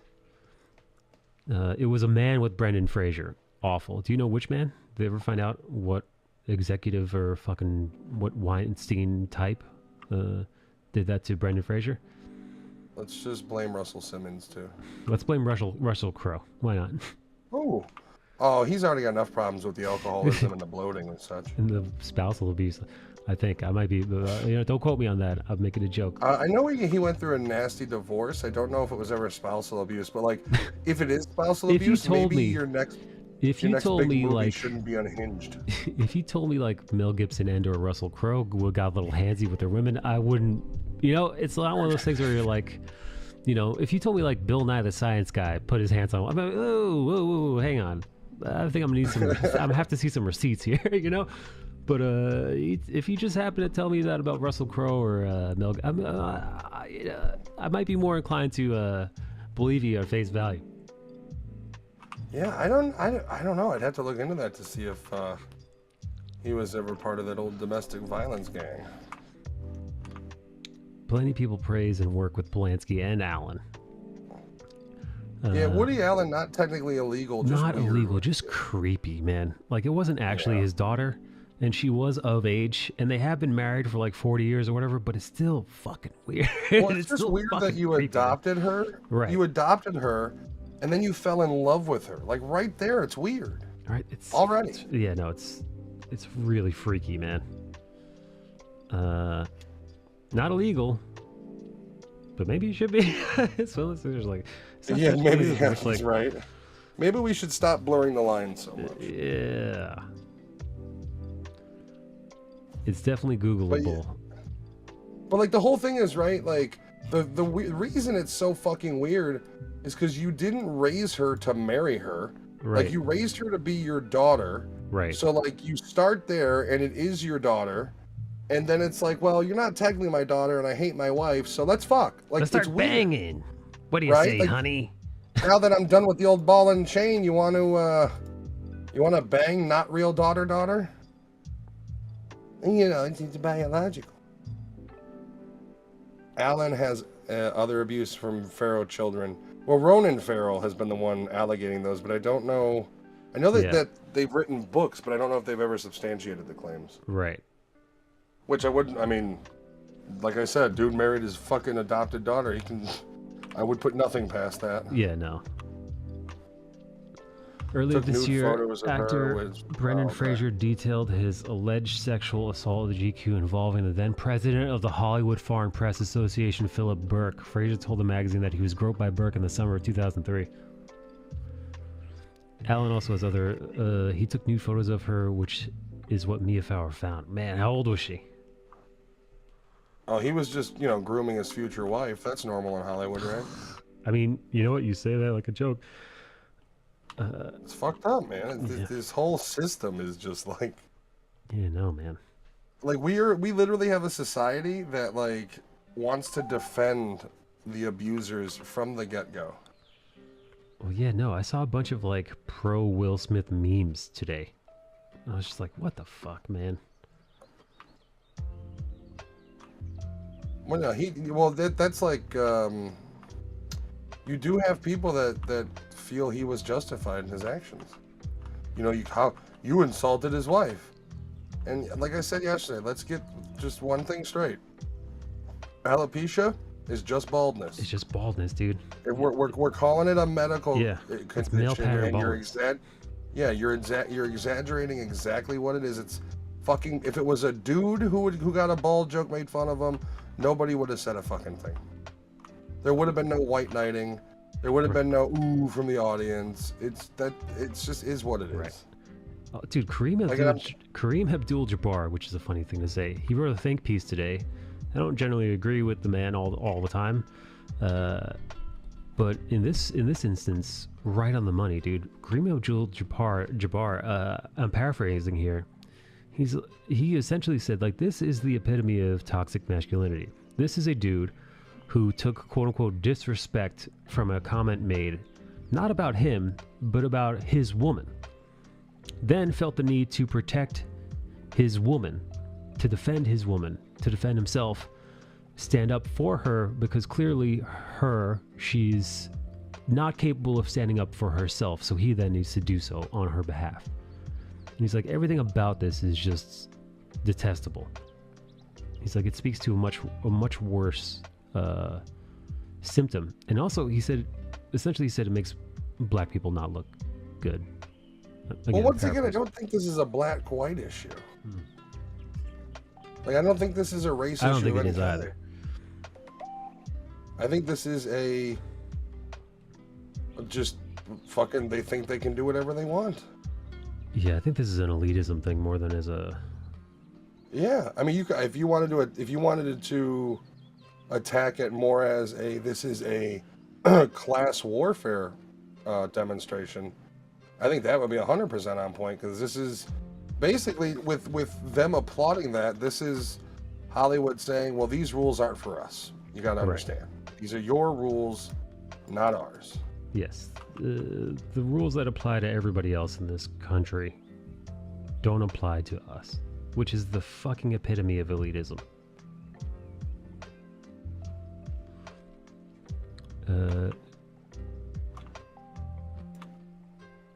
Black people in the ghetto are not big on being disrespected. Plenty of people in Baltimore shooting other perceived slights.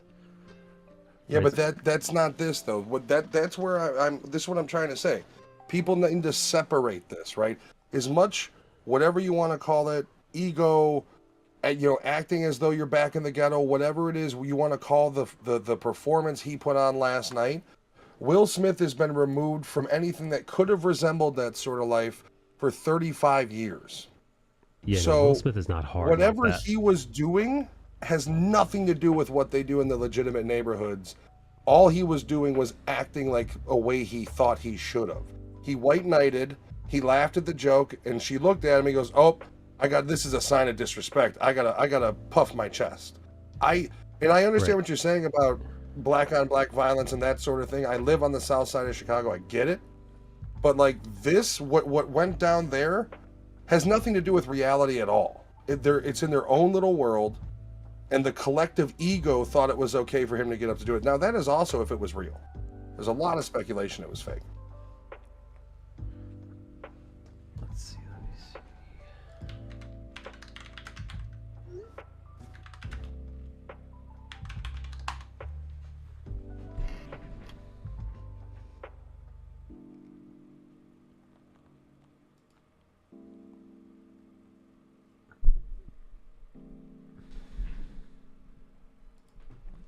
Here we go. Here, I got Kareem Abdul-Jabbar's. Wow, he wrote a whole fucking thing. I don't know why would say it's like. I don't know if I'd say it's toxic masculinity or the concept of masculinity. Will Smith did a bad thing. Slapping Chris Rock was a blow to men, women, and the entertainment industry, and the black community. By the way, I've used to shave my head. Looking at her head in that photo, she can grow hair back. So are we literally talking that she's having a bald spot and she's just too insecure to deal with it? Because that's a shaved head. That's not a skinned blow. He advocated violence, diminished women, insulted the entertainment. Well, let's see. That's a lot to unpack. Let me see. The Smiths could have reacted politely, laughing along with the joke by glowering angrily at Rock. Instead, Smith felt the need to get up on stage in front of his industry peers and millions of people around the world to hit another man, then return to his seat below, and then, say what he said.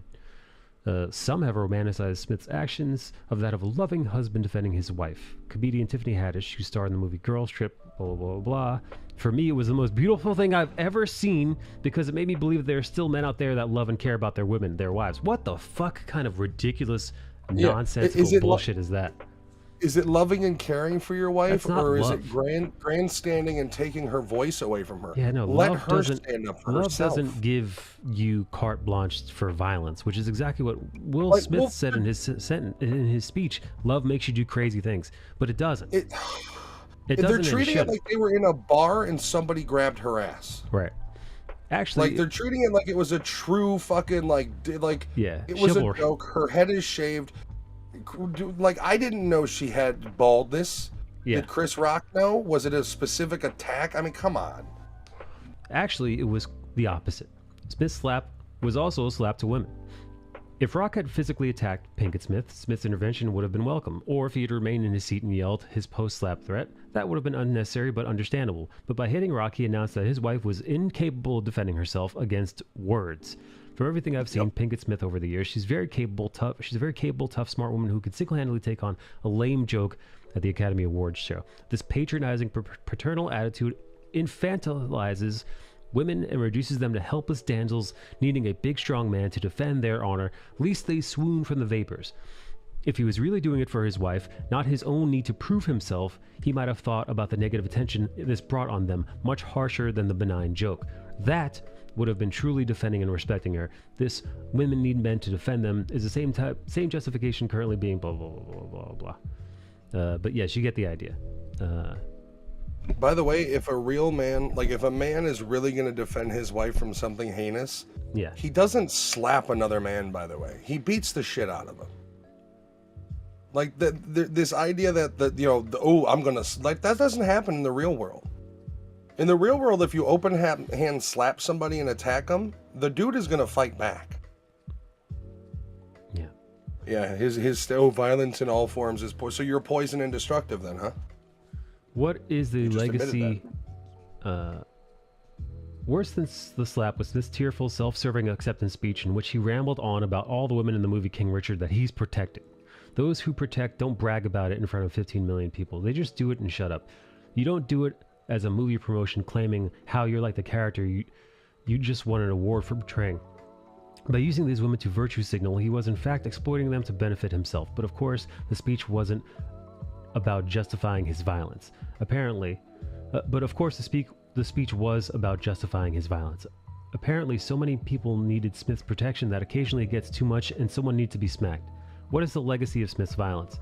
He brought it back to the toxic bro ideal of embracing the Cobra Kai teachings, might makes right, and talk is for losers. Let's not forget that this macho John Wayne philosophy was expressed in 2 movies in which Wayne spanked grown women to teach them a lesson. Young boys, especially black boys, watching their movie idol not just hit another man over a joke, but then justify it as him being a superhero-like protector, are now much more prone to follow in his childish footsteps. Perhaps the saddest confirmation of this is the tweet from Smith's child Jaden, and that's how we do it. The black community also takes a direct hit from Smith. One of the main talking points from those supporting the systemic racism in America is characterized blacks as being more prone to violence and less able to control their emotions. Smith just gave comfort to the enemy by providing them with the perfect optics they were dreaming of. Fox News host Janine Pereira wasted no time going Full Metal Jacket racist by declaring the Oscars not our quote-unquote not the hood. What would she have said if Brad Pitt slapped Ricky Gervais? This isn't Rodeo Drive?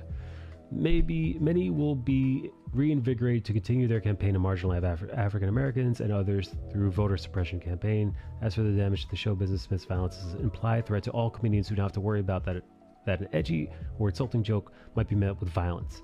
Good thing Don Rickles, Bill Burr, Ricky Gervais weren't there. As comedian Kathy Griffith tweeted, now we all have to worry about who wants to be the next Will Smith in comedy clubs and theaters. Yada, yada, yada, yada, yada. I mean, while I don't disagree with the sentiment, I don't necessarily think Will Smith slapping a comedian for a joke is gonna strengthen that ideal, but I understand where it's coming from. I think he's not wrong when he says for people who do have bigoted ideologies, you just gave them a little bit more ammo. Well, yeah, I mean, well then there's the thing that I didn't bring it up because it's kind of a bit of a straw man argument, but the truth of it is he is right in pointing out the comparison. What would have happened, and what would have happened if it would have been the person slapping was white and it was still Chris Rock?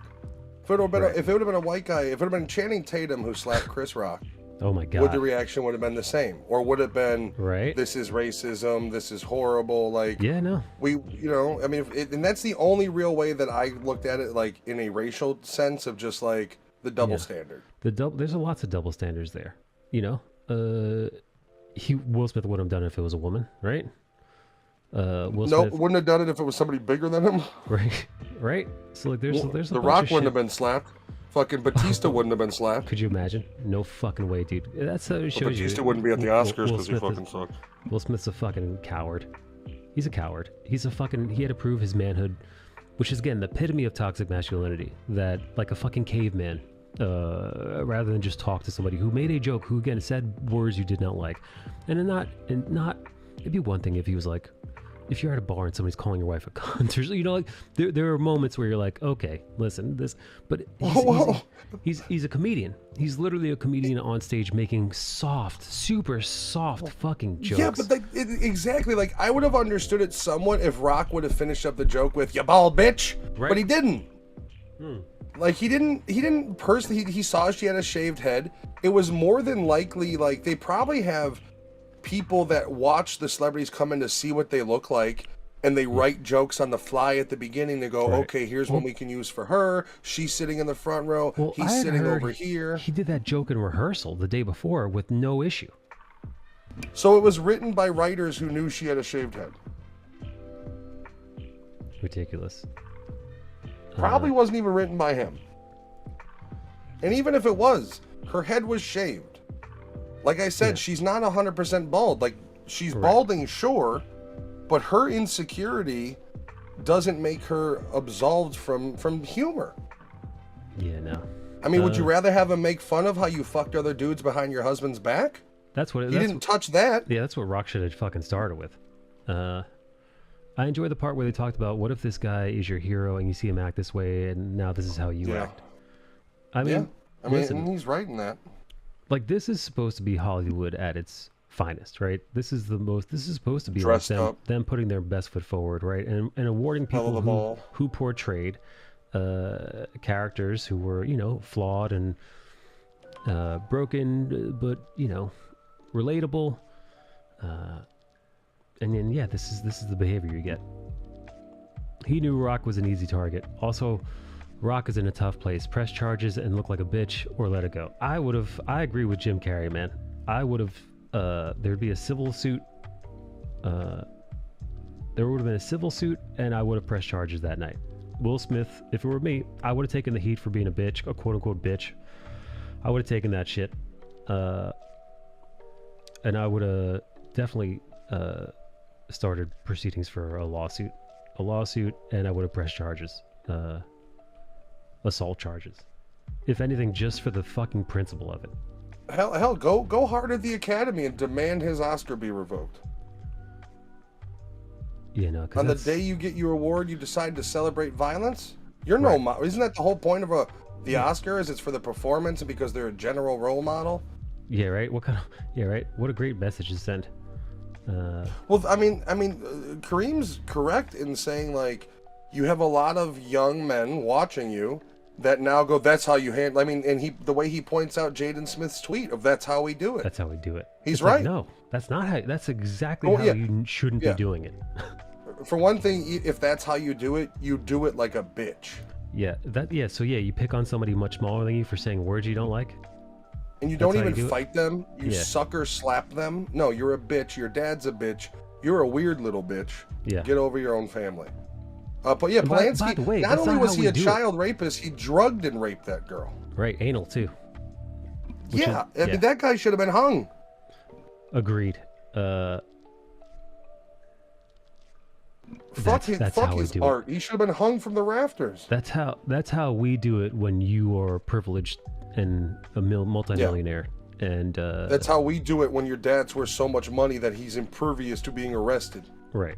Because that's not how we do it, the general population. Because if that's how we do it, I'm just talking about fucking regular ass human beings, we go to fucking jail and we get sued and we lose our jobs. If that's the case, if I'm talking to you, to Jaden Smith, and he says something insulting, I can deck him, and that's just how we do it? Yeah, that's how we do. If somebody says words you don't like, you get to physically assault them. That's how we do. Unless they're bigger than you. Oh yeah. Well, the person has to. And then you just quiet down and you watch your wife get fucked by another guy again. Yeah, then you go home and you watch the bull bang your wife. Come on, Will, you gotta go to the other room. Do I have to? I won the Oscar tonight. Yeah, I'm gonna fuck him again. You know this. I'm sparing you the pain from hearing it. Put your headphones on. I'll go sit with my Oscar. Yeah, I got you those nice Bluetooth sound canceling ones. I wish Chris Rock would have just gone hard and been like, "Oh, you didn't like that joke? How about this one? Your wife fucks other men." I would have said if he came out to me and slapped, that would have been the first line out of my mouth. Oh, that wasn't a good one. What about this one? You bald bitch. Oh man. Go full Rick James on his ass. Enough.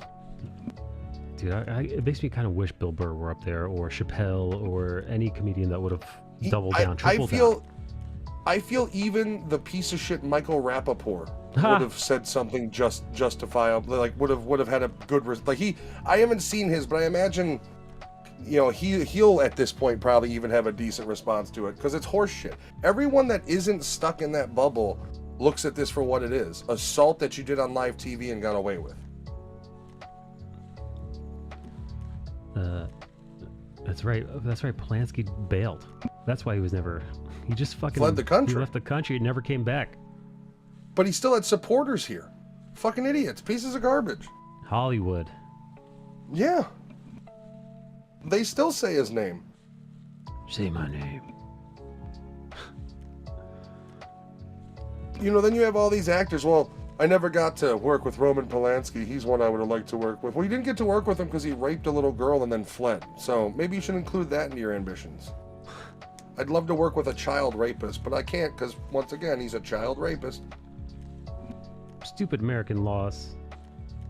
Yeah, you know, yeah, you're right. It was one of the rare times where they're actually held accountable. Well, that was also way back when. I mean, Polanski nowadays, I don't know. Polanski nowadays, what level of support would he have had to then go, well, you know, you don't have any, I mean, also, I mean, he did it red-handed, too. It wasn't like, yeah, I mean, but that also, you know, I mean, look at all the stories about the poor child actors in the late 70s and early 80s. Look at the girl from Poltergeist. Yeah, wasn't she abused or something like that on set? Yeah, I believe she died from some serious, heinous circumstances as a result of the abuse. No, I don't think she died. I think she was just fucked up. Let me double check. Was it Poltergeist? Sure. Well, oh, you know what? I was thinking. So. You know what? I was thinking of a different movie. Wait, the Poltergeist girl really die? Yeah, I'm pretty sure she died at a young age. She did die. She died. Her dad killed her and her mom. Oh my god.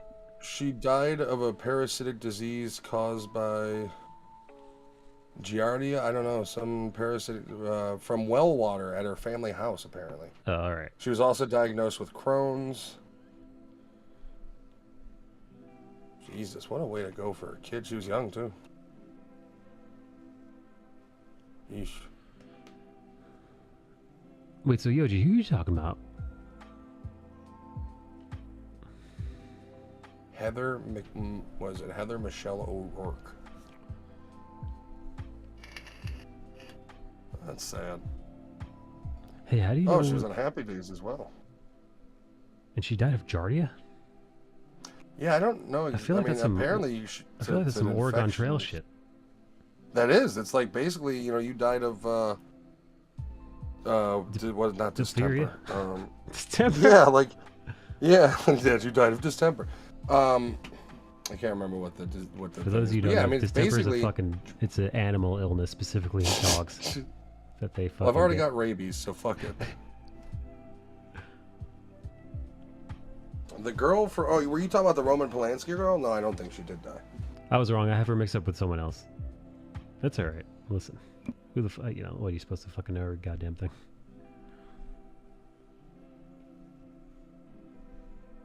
So she died of congenital stenosis of the intestine, complicated by septic shock. She was internally bleeding. Oh God! And this is from drinking now there water. are and one, well, that's what they say, but there's the conspiracies about that, about how she actually got intestines and things like that damaged the way she did. Oh, the kid from All Dogs Go to Heaven. He was murdered. Oof. Really? Fuck. Yeah, dark. Hey, Pink. All right, on that note, I gotta pee. I got a quick pee. You know, this piece really started coming together. I think I'm just about done. It's looking awesome. I'm going to jump over to Nikki's for a few because I know she's going. All right. Tell her I say hi, and then I'll be back. Well, as soon as my wife gets home, I'll eventually jump off, but I have no idea when that's going to be. All right. Pee break. I'll be right back. Enjoy.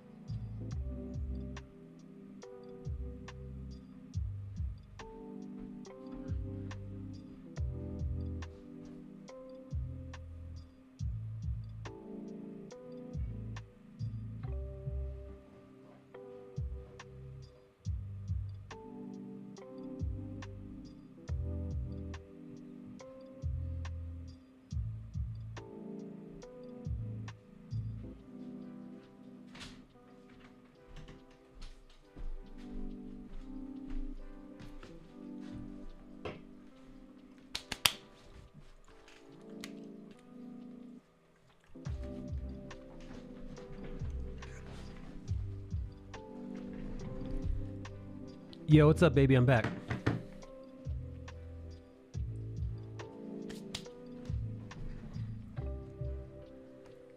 What I miss, cuties?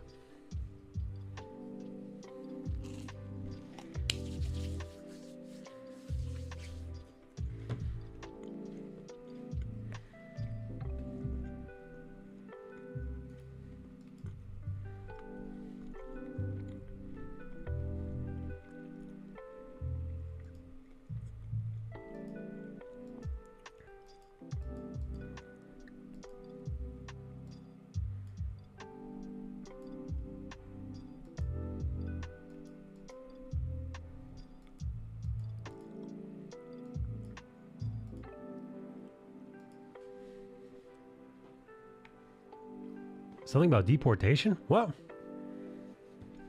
Hello, Kennedy. What's up, baby?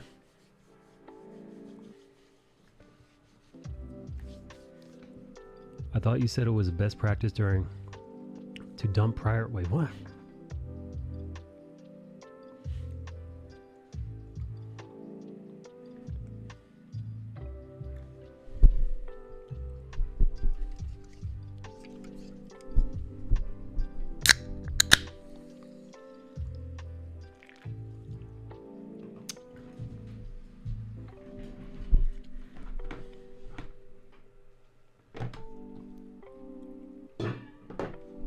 What's up, Praetor? Welcome, welcome, welcome, welcome back.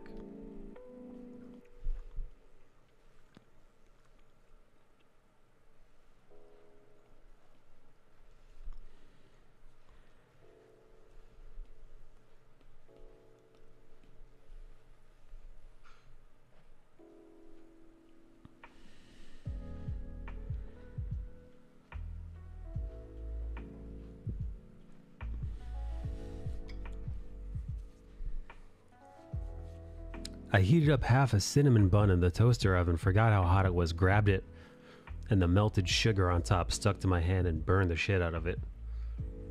Not too bad, though. Still stings like a bitch, but yes. Don't grab things out of a toaster oven with your bare hands. I got this new book called The Strange Death of Alex Raymond.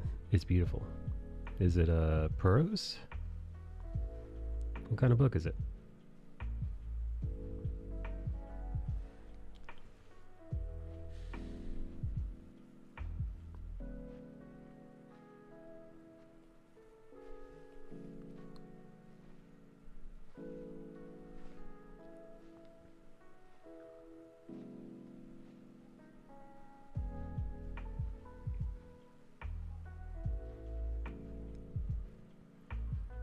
Where did you farm your early levels? I need to farm like 5 levels so I can use my blood fire blade.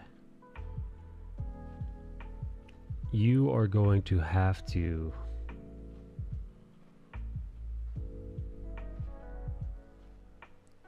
Okay, you know what? Early levels? So, have you beat the first... Honestly, dude. What level are you right now?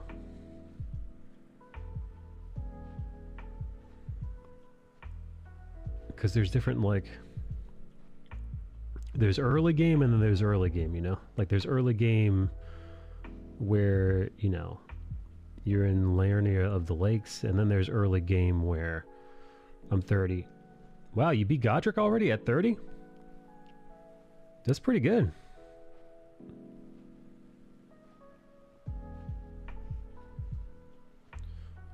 Alright, well, since you beat Godric already, you should do Var's quest. V-A-R-R-E.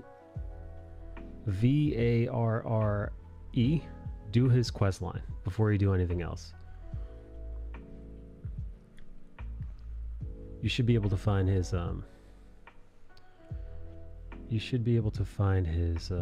quest line really easily. It's pretty famous.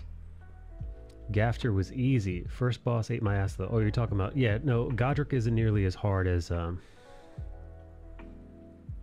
fuck is that first dickhead's name? Margot? Murgit? It's not Margot, but it's like Margot. That guy actually beat first or second go I got that asshole. But I had the help of an NPC. I think that NPC helped me. I think they died helping me, and I think that's how I lost their quest line.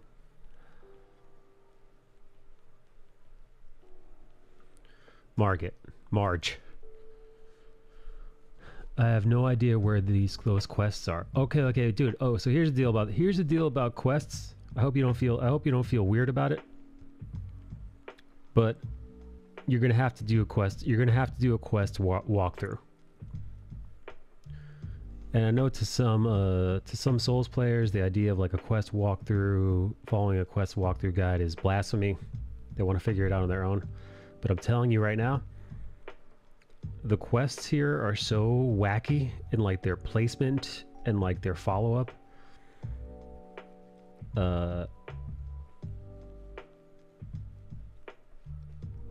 People have been getting upset, real upset.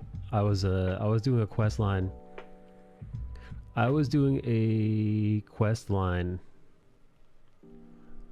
Yesterday, and luckily I did it right. But I was looking at a YouTube walkthrough, and the YouTuber's like, "All right, well, here's what you have to do before you reach this stage of the quest. Because if you don't do these exact steps before you reach, this part of the quest giver will literally die." And it's a counterintuitive thing. I don't want to tell you who it is or what it is. I don't want to give spoilers. But it's so counterintuitive. It's literally, if you do the thing that you think you're supposed to do, the character, the next time you see them, they're going to be dead. So there were these YouTubers that were like, what the fuck? How the hell was I supposed to know that doing this would kill this character? Like a beloved character. And they're like, well, shrug, because it's like there's not really an answer here. It's just, this is how the game is. So yeah, you got to be careful. There's certain places that you can't go to, or there's certain things like, yeah, if you do these things before you're meant to, either the quest line will be locked, or the good ending of the quest will be locked, or you might not get the loot that you want. Oh, be careful. Also, I wouldn't kill any NPCs until it's time to kill them. Because the other thing is, what people were like, wait, how do I get this person's quest line? And it's like, oh, you get this person's quest line by this NPC. And they're like, oh, wait, I murdered that NPC the first day of the thing. And they're like, well, you can't get now, because you did that, the game is going to make you pay for your insolence. And you're actually you're going to be banned, or you're going to lock yourself out of certain rewards. As long as I get to protect Ronnie, the rest of them can burn. So like that's all right. So honestly, there's an example. So I won't say who, but Ronnie has got like certain followers. One of her followers is a traitor.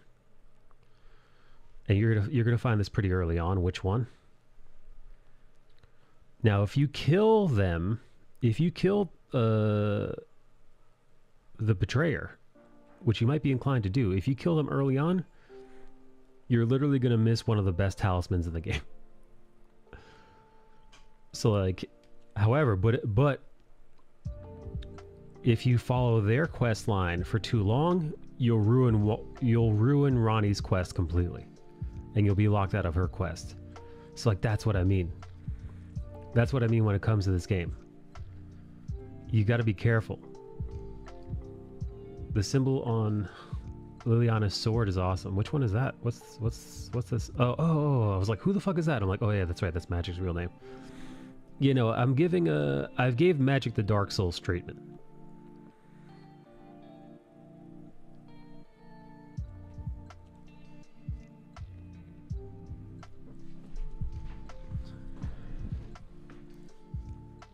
Yeah, I thought like, what if she was in Dark Souls? Why not?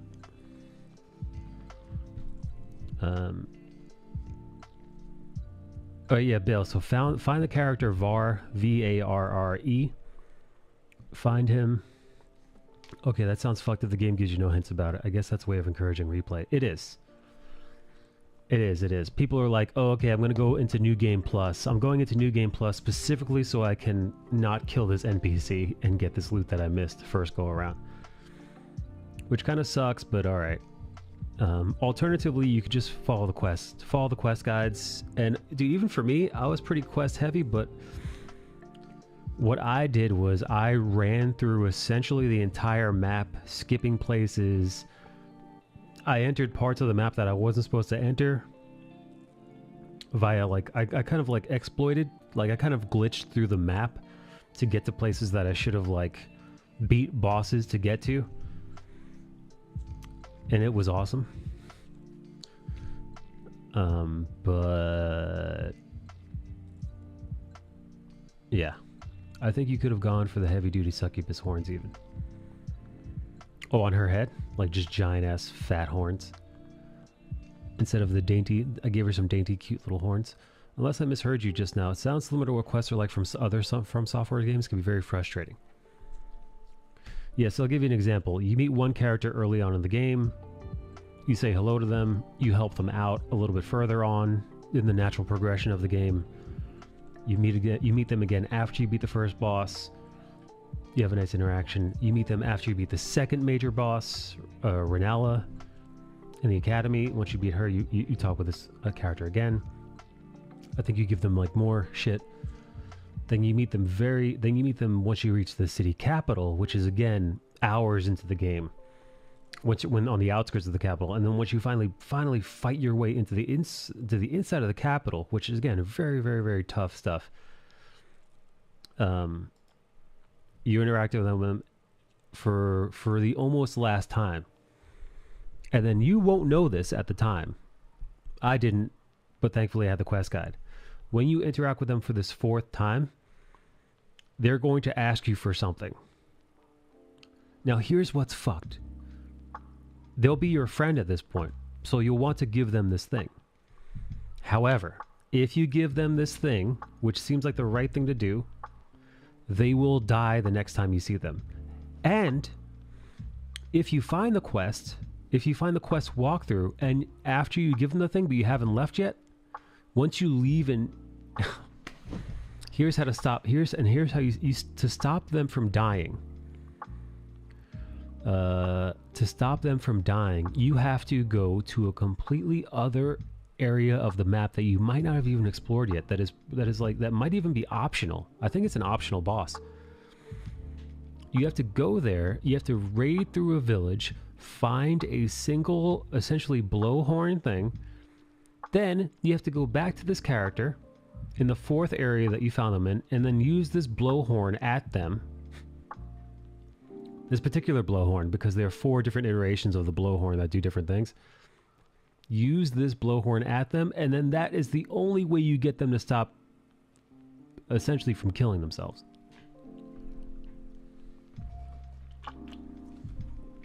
It is absolutely, it's erratic, it's crazy. It's erratic, it's crazy. Blowhorn version 2.0. Yeah, no, it's you should have seen these YouTube comments. These YouTube comments when they realized like that they had killed their like favorite NPC or one of their favorite NPCs by doing what they thought was right. Ooh, they were salty. And I get it. Because had I not read the quest line, I would have done the exact same thing, and then one of my favorite NPCs would be gone from the game forever.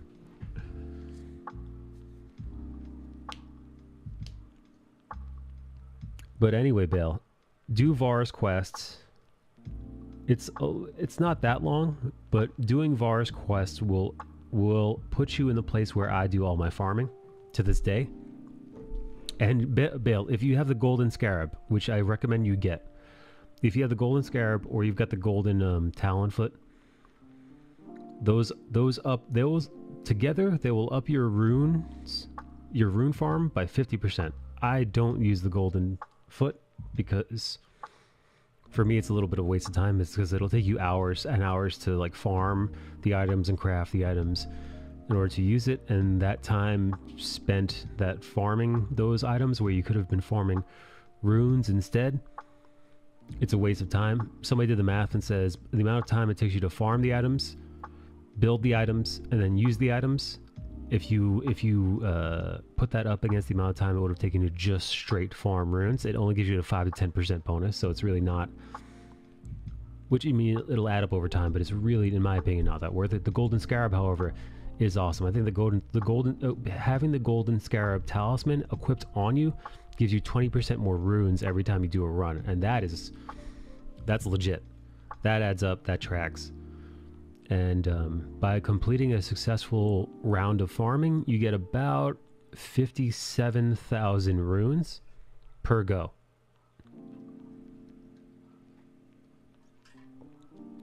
So it's pretty awesome. That will last you.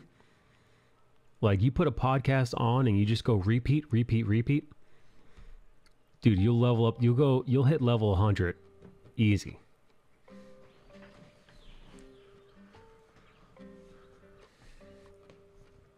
So far, I've only done one cheese where I killed the Graphite Spider Cunt by standing at the door and shooting his ass. Hey, good for you.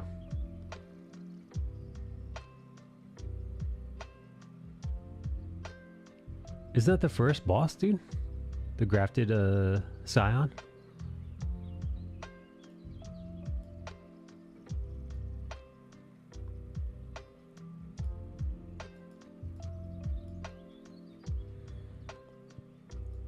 I have the lifesteal from Backstab Talisman. Oh, nice.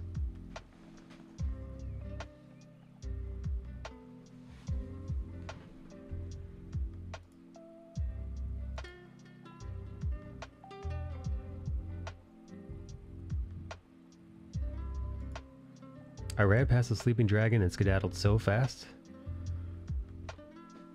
Yeah, dude, honestly, man, some of those dragons I wouldn't bother with until late stage. They're very tempting. They're very tempting at first, but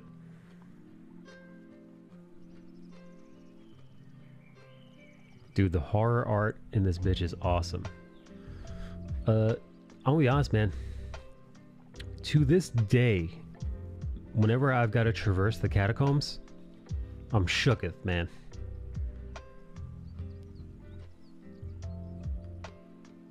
Every fucking time. It's like, okay, and now it's time. Hey, we're going to the catacombs. I'm just like, fucking no. No, God, no. Because, the From Software guys, they rig it with,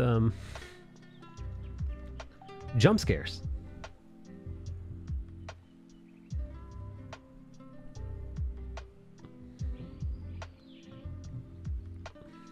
Yeah, so it's like, I hope you like jump scares, bitch, because they're happening.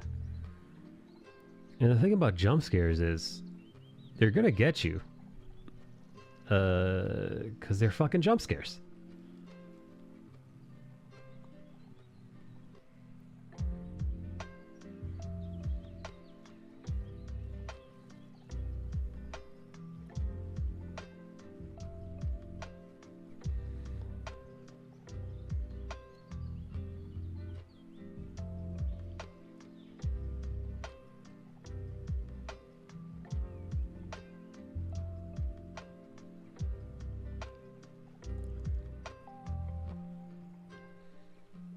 Oh, Bill, you're gonna have to be careful though, man. Doing Var's quest towards the end, it's gonna bring you to, if you do it right, it's gonna bring you to some really late stage game area in order to do your farm. And trust me, man, you're gonna want to be careful. Because those guys, especially unless you've got like 40 in Vigor, you will 100% be one shot.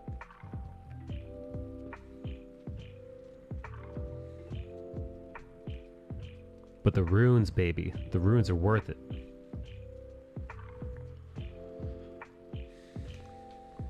He's a mini boss. The thing in the dining hall with all those hanging limbs. Dude, the horror art. Yeah, no, man, just like the bodies, there are like souls suffering on fire. The monsters / like mini bosses you fight. I'm also running around with dual katanas right now. Oh, you know what you should do? You should get the Ronin armor. There's like some samurai armor I just picked up in the game. I think the character's name is Yuba. You could do Yuba's quest. You could find them in a Limgrave pretty early on.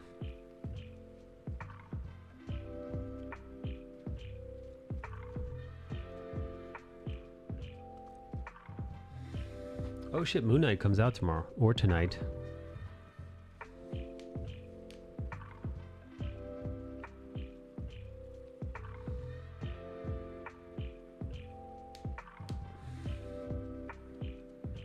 Bale, I'm almost inclined to join your game just to get in there and see what's what.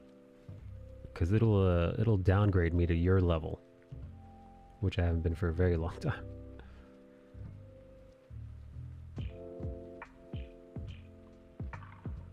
I'm gonna look for his ass because I got the basic samurai starter armor with a couple of swaps.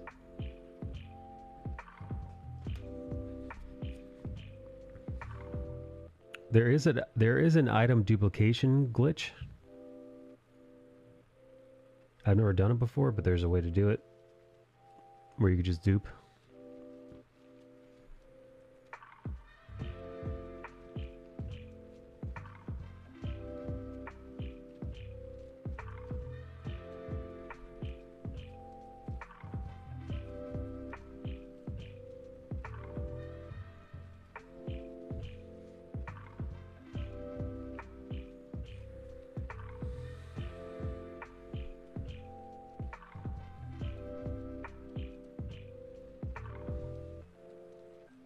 You can't because my game is single player only. Wait, you haven't unlocked multiplayer?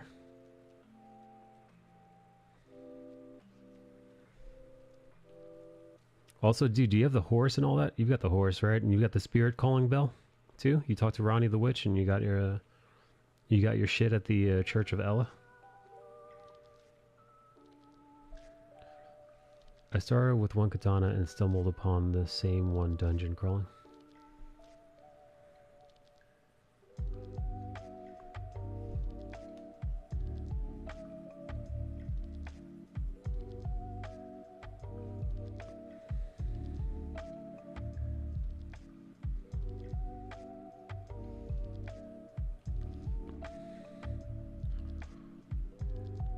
Oh hey Bale, My Hero Academia. How much further along are they from the seasons in the manga?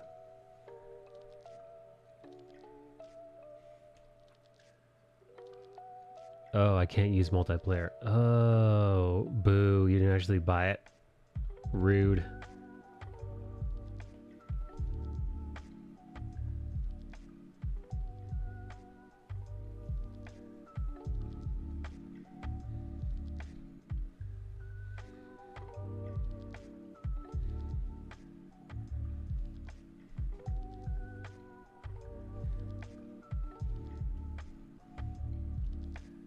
Look at Bale, stealing content.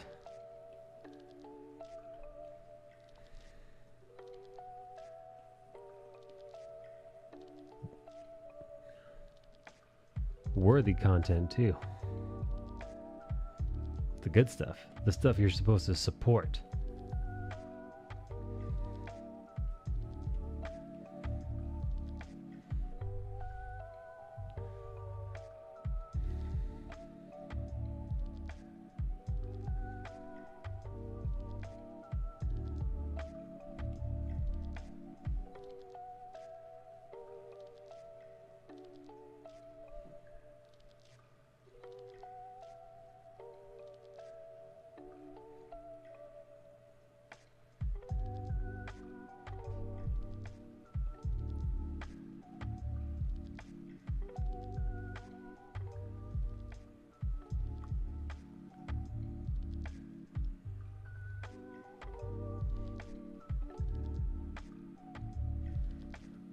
A day and a half's worth of reading.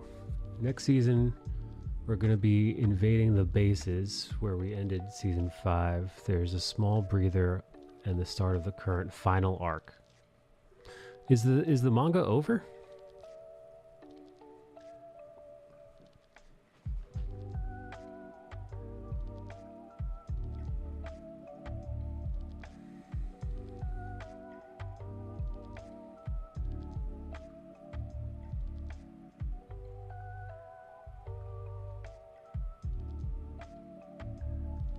Oh, dude, is Attack on Titan over yet?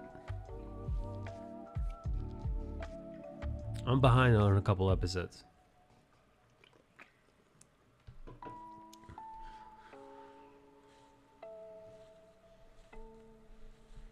It ends this year, I think, unless he drags out the ending.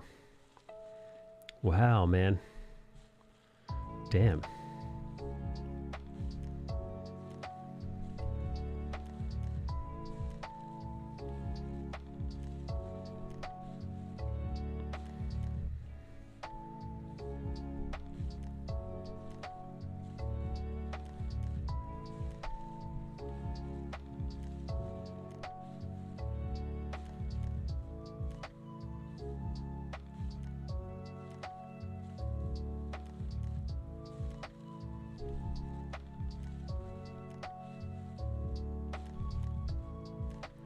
Attack on Anime ends this upcoming Sunday.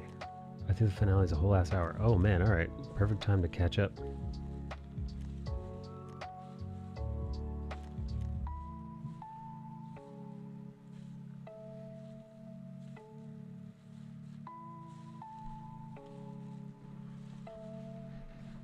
Well, I'll be watching.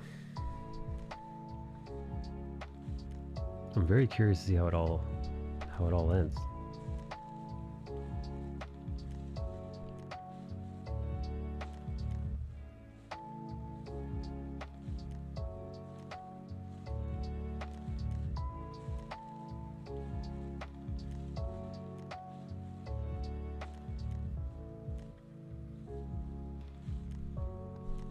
Mike, I've been meaning to ask you, what Arc Athena sketch card did you get with the campaign 1? Oh, dude. I got the man himself, man. I got Gristle.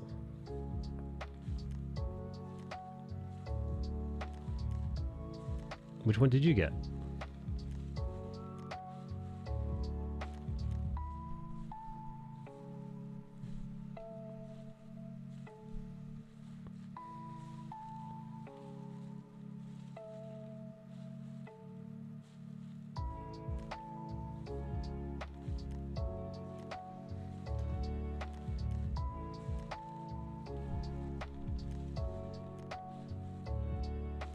Dude, Gristle sounds like a cartoon Wolverine in my head. Like the one from the 90s cartoon. See, in my head, Grizzle, when it comes to Grizzle, in my head he sounds like Ron Perlman, like a Hellboy.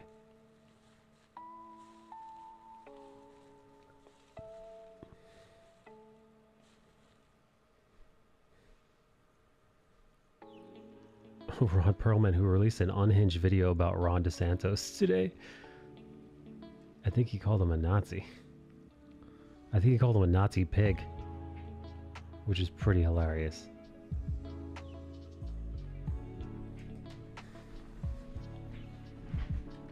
I think Gristle and Old Man Trek are my two favorites so far. I think same.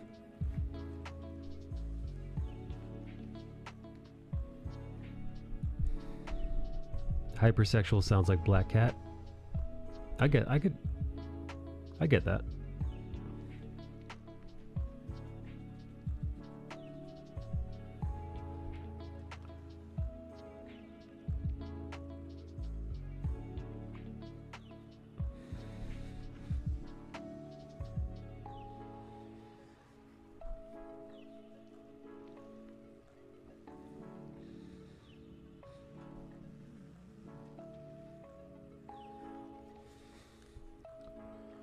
Oh man, look how interesting it looks.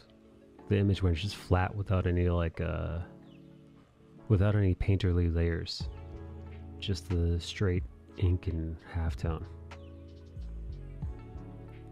That's so wild. I like a little bit of rendering though. Makes it pop.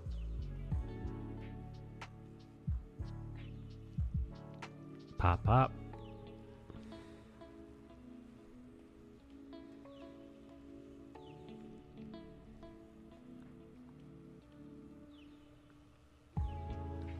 I got a bus of Optimus Prime. I think Gristle and Old Man Strength are my two favorites. What tier did you get this go around, Rogers?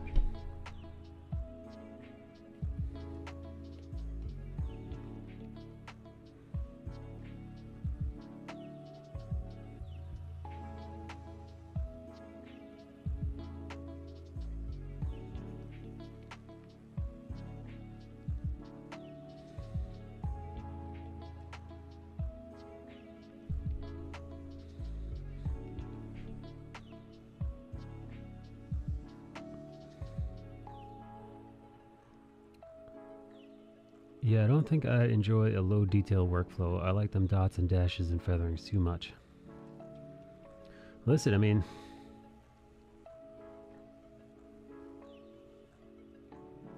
I guess, it all comes down to personal choice, right?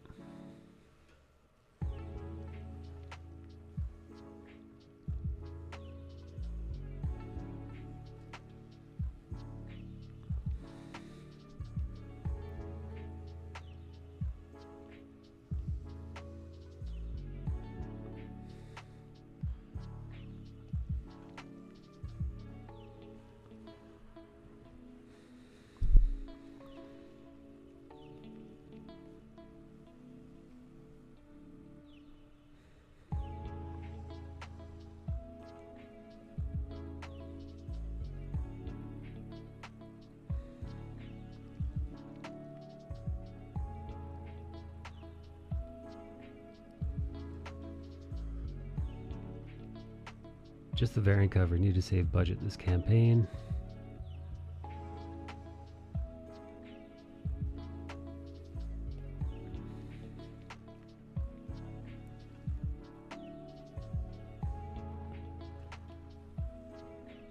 All right, last couple of fun little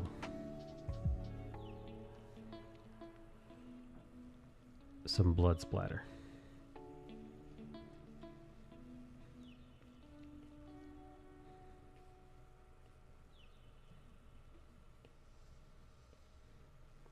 Hey, is there blood splatter in Elden Ring? No, right? I mean, if you're not using bleed weapons, because bleed weapons, it's all splatter. But Bale, if you're just attacking regular guys, are they? Here we go. Only 2 days left.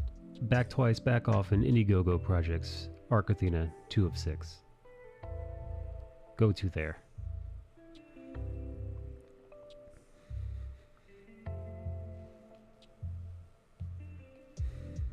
As a student of the blade, there's plenty of blood. You know what it is? You know what it is, man? You know why I don't see any blood? Because I'm a mage.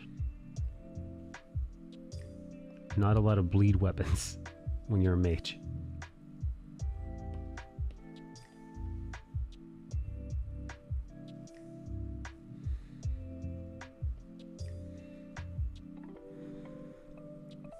There's a small pool of blood where the bad guys fall. No, but dude, you should see, Bale, you should see the bleed builds. Bleed builds are... It's all blood. It's like you can't even see what's on your screen because there's so much blood exploding on it.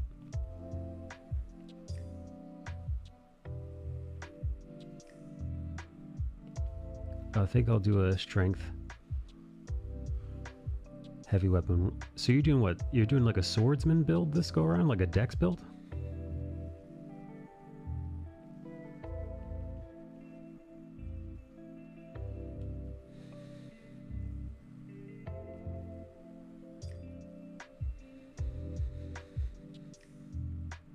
I think my katana's inflict bleed. Yeah, there's a way.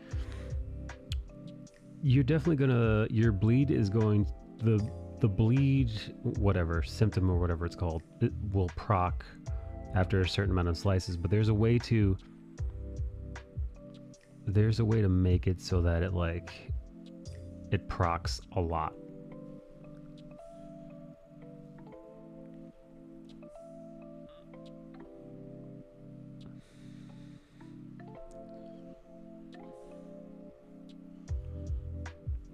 Yeah, that blood splatter.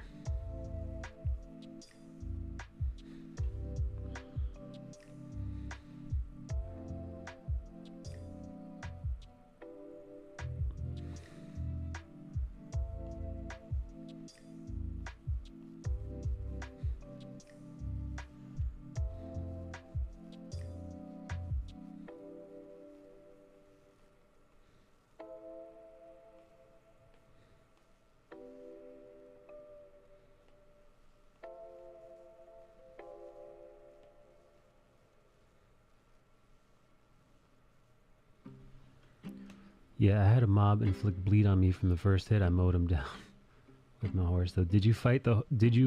Were you able to resist fighting the tree sentinel?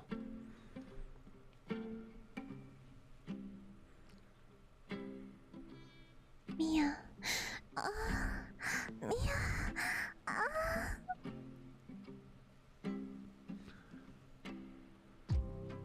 What's up, T-Woke?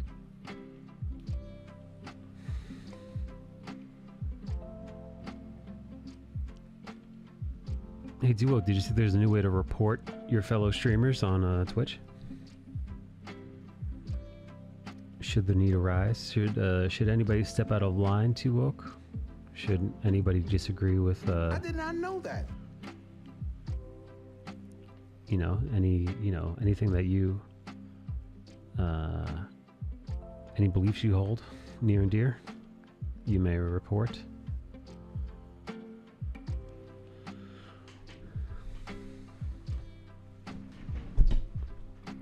What's up,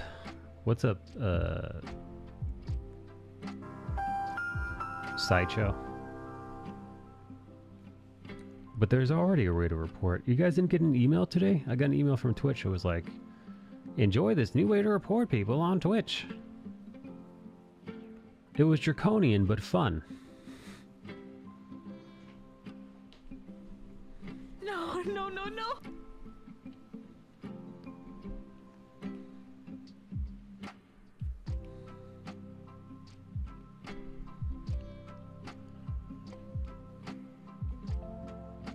I'm adding a little bit of lens flare.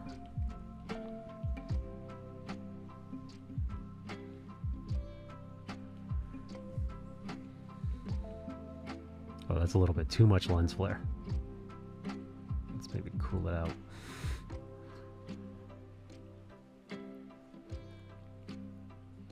Fuck, you're gonna make me, god damn it, too woke, you're gonna make me pull up the email, aren't you? You animal.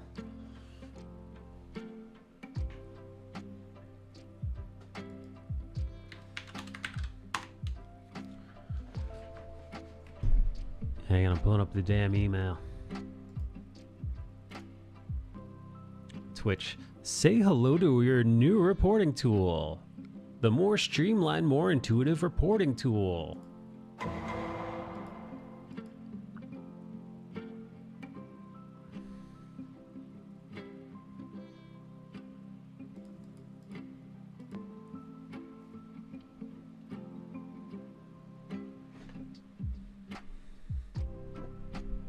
Later, Rogers.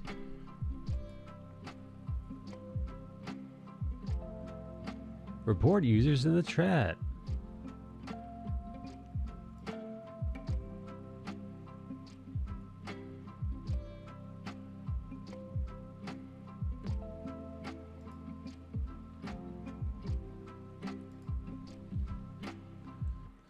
As a moderator, you're critical to keeping our community safe on Twitch. And that's why we're giving you a heads up about an important change that will make your job a lot easier, a more intuitive and streamlined reporting tool. The tools help make it easier to correctly submit a report that will be quickly actioned on by our team, which leads to a safer Twitch overall for both you and your community.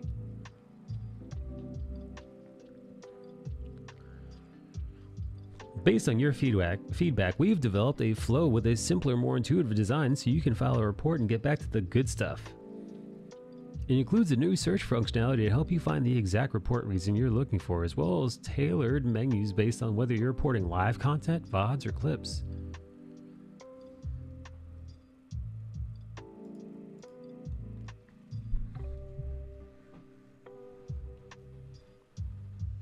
Tulok, you excited now? The channel the channel I mod for went defunct. I'm so excited. What channel do you mod for that went defunct, buddy?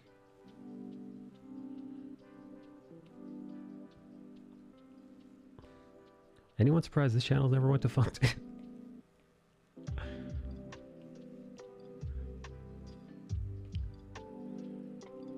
Some random Fortnite streamer got like 5 views. But they loved you, Tulok. They loved you and all the modding that you did. Tulok, they have a picture of you on their nightstand that they kissed before bedtime.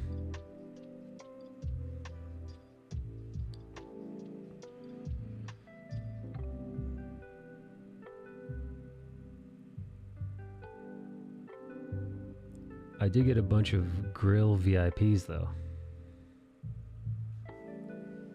Hey Pinky. Hey Pinky, what's your take on the Will Smith stuff? You're a chocolatey lady. According to Twitter, that's all that matters.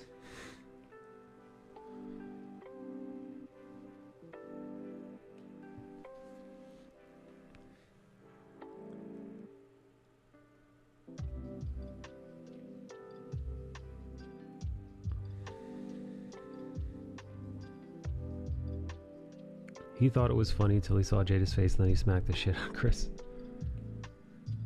Yeah, no. Which is... It's fucking... To me, anyway. Pathetic.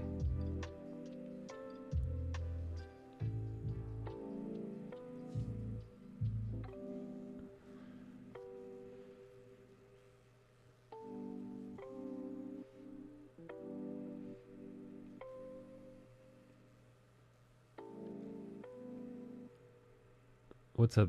What's up, Psycho YT? Hello, hello.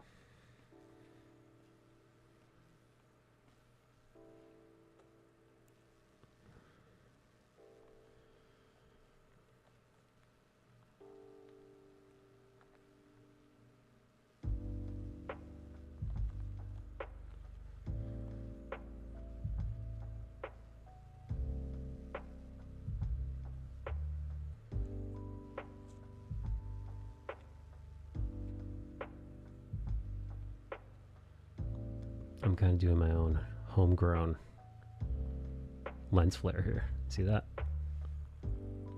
Nope. No, I didn't do it look right. It started to look like a nipple.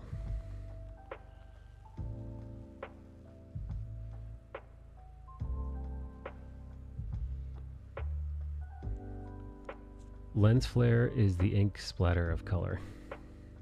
Well, listen, I'm doing a lens flare and I'm not coloring.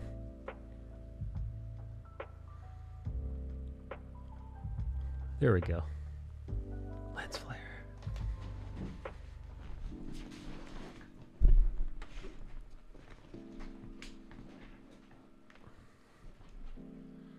I think the whole thing made him look really immature and insecure. One look from Jada and he was so worried about what she'd think he acted out to try and look manly.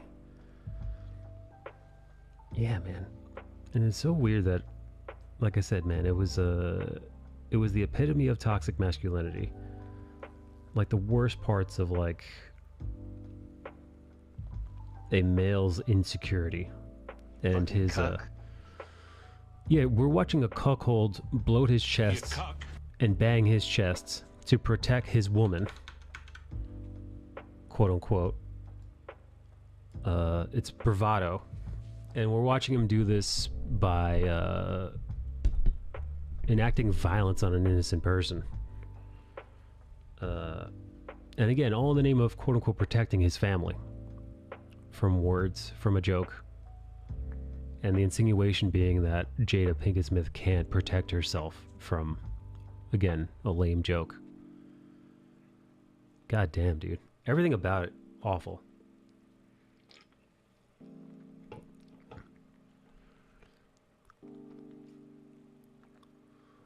He has reason to be insecure, though. It's only okay to bang his wife, not roast his wife. You're gonna bang.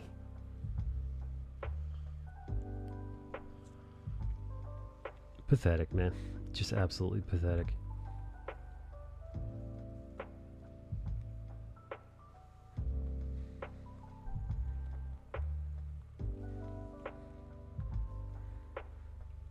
His woman who slept around the entire relationship and then dragged him through the dirt while telling the public about it. Right?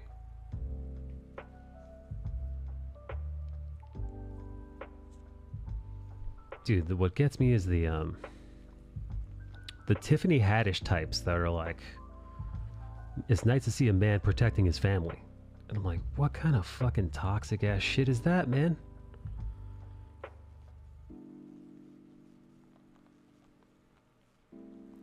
Yeah, that and his follow-up statement about love making you do crazy things, which is like, dude, that is like everything about this is wrong, man.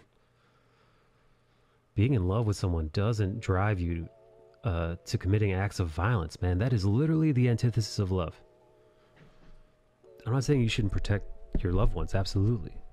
And sometimes, if under, extreme symptoms, extreme acts of, distress or self-preservation or self-defense, of course, violence may in some cases be necessary, but not sucker slapping a comedian on stage. She's not much of a woman.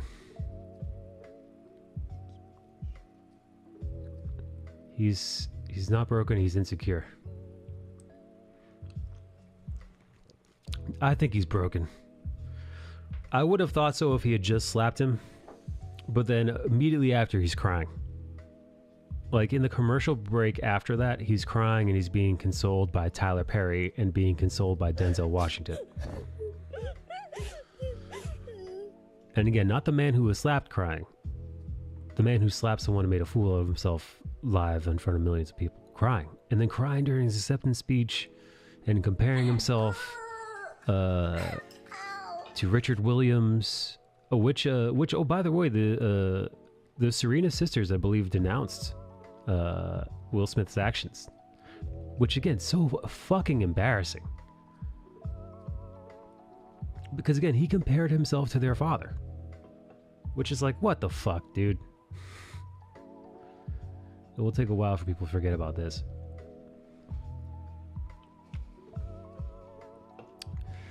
I mean, like I said, man, I can't speak for other people, but I definitely lost a lot of respect for the guy. I mean, I don't have much respect for any Hollywood lunatics, just in general.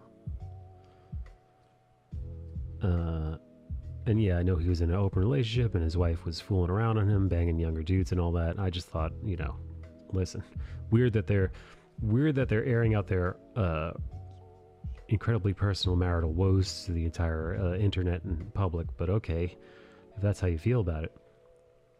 But yeah, no, after this weekend, just fucking zero respect for that dude. Just as a human being, as a man. It's just like, did that make you feel fucking strong, dude? Did that make you feel strong? Sucker slapping a guy who's 50 pounds lighter than you, who didn't see it coming, who's definitely never fought or trained like you have, who's about a head shorter than you. Like, did that make you feel like a big man, the big strong guy, doing that to somebody? Fucking pathetic. God, it's literally the exact opposite of what it should mean to be a dude or to protect somebody.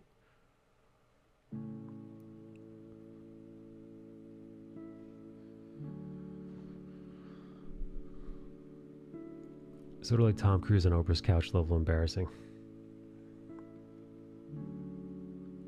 But I do like that people like, listen, man, like Kareem Abdul-Jabbar wrote that Substack piece just calling out his behavior, man.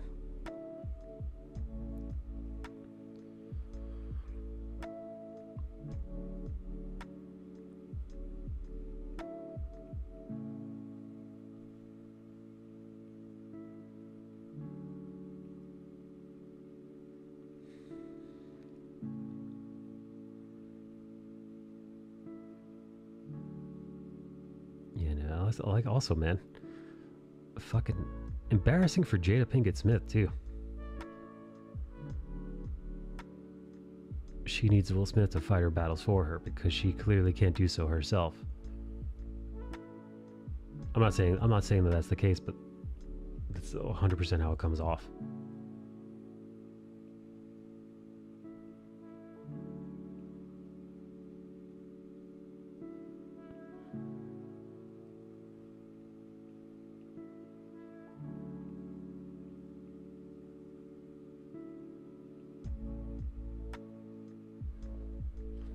I don't think she feels embarrassment. She spills their dirty laundry in public all the time, right? No, you're right.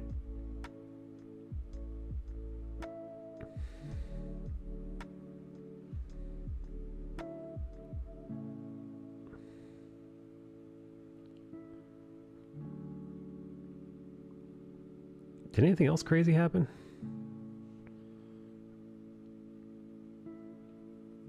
Like, I've been unplugged lately.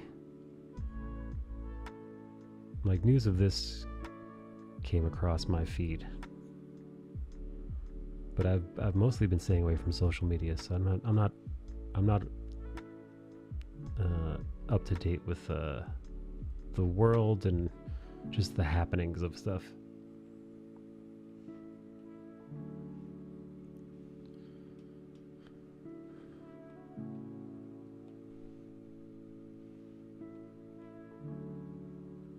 We got A-level memes, that's true.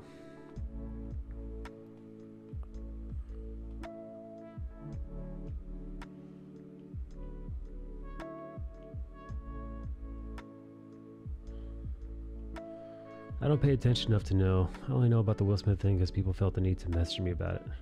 Why are they messaging you? You got a newborn at home.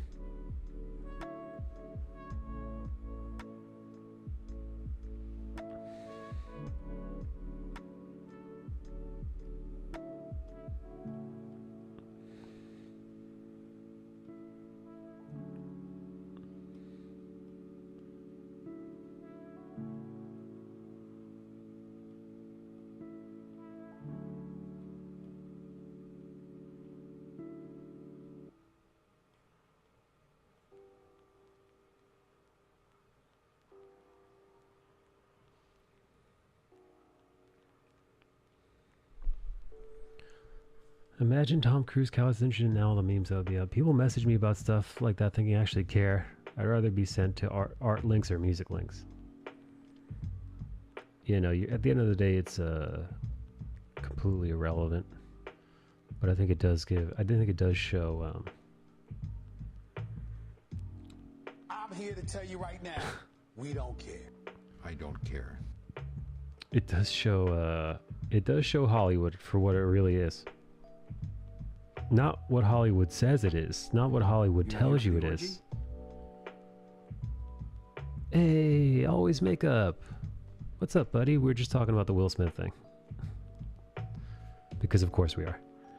And I'm also drawing this. I'm drawing this magic piece, which is inspired by Elden Ring. Always makeup. How are you? What were you working on today? Tell me about your stream. Were you doing some cool makeup? By the way, for those of you who don't know, Always Makeup, her work is phenomenal. It's incredible the way she's able to transform through body paint and makeup just completely into characters. Everyone is. Always Makeup, what's your take on it?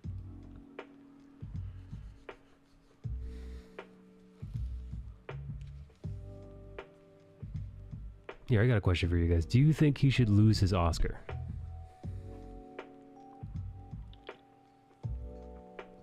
There's a good chance all that stuff was planned out anyways. We finished styling our wig for our cosplay tonight. Who's the cosplay going to be? What'd you have to do to the wig? Is it hard, like, getting a wig looking nice? Like, do you have to like is it real hair? Do you have to like blow it out and like curl it up and all that stuff? I'm assuming you do. I've never wigged anything before. I don't even know. The whole thing was just weird and cringy. Yes, absolutely. Uraraka for My Hero. That's the Gravity Girl, right? My Hero is awesome. One of my favorites. My friend was literally just telling me about the manga. He's all caught up. Is she your favorite?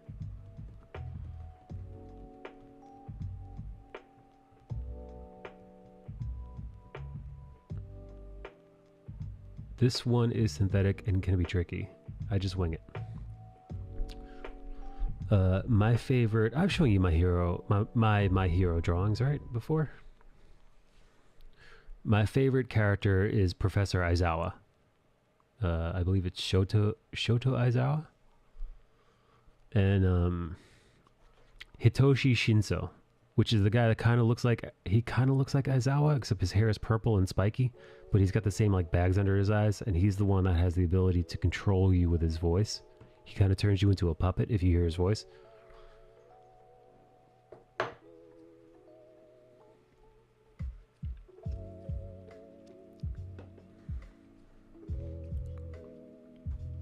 I'm really eager to see how that cosplay comes out. That show is dope. Oh, so speaking of dope things, I've been playing Elden Ring. It's one of my favorites, so I kind of... So this piece I'm working on here,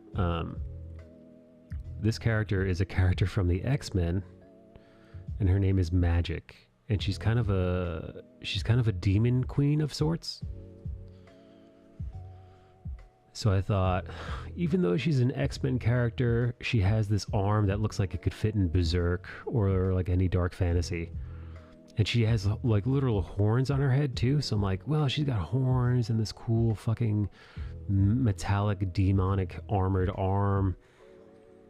I thought, you know what, she would look pretty good in like an Elden Ring style like dark fantasy. So that's kind of what I decided to draw. So far it's coming along nicely, especially because I'm a noob with cosplay. Really? That's so funny. I would assume that you would have been just like right at home with cosplay. Did you post anything up on your Instagram that we could look at? Any like processed shots from this cosplay or TikTok? I don't know if you're a TikToker. Makeup, I bet your work would look great on like a TikTok video, like a TikTok like work in progress process video.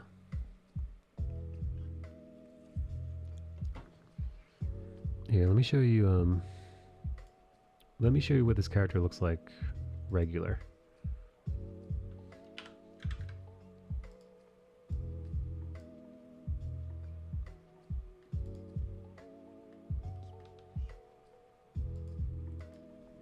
Let me make sure there's nothing too salacious. Here we go. So this is what the character looks like.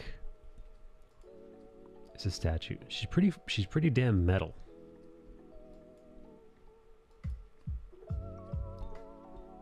Really cool. Like I said, it's like demon armored arm.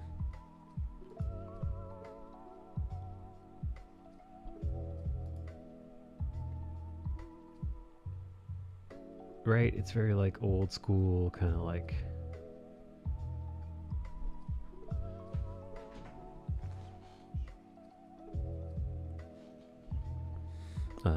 heavy metal.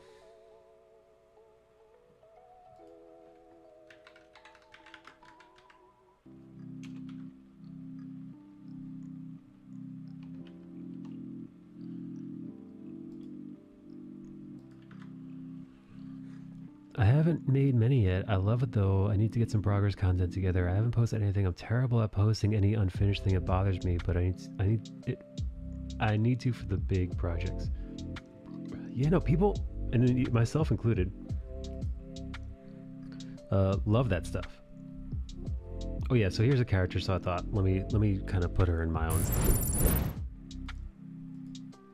Anyway, so like, yes, that's the inspiration for this piece. For anybody who's curious, I literally just took her concept and put her in an Elden Ring style fantasy.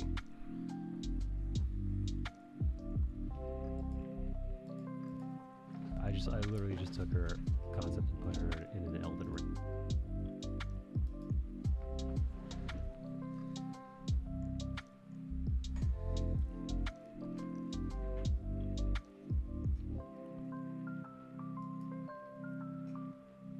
Nice clip. Two up.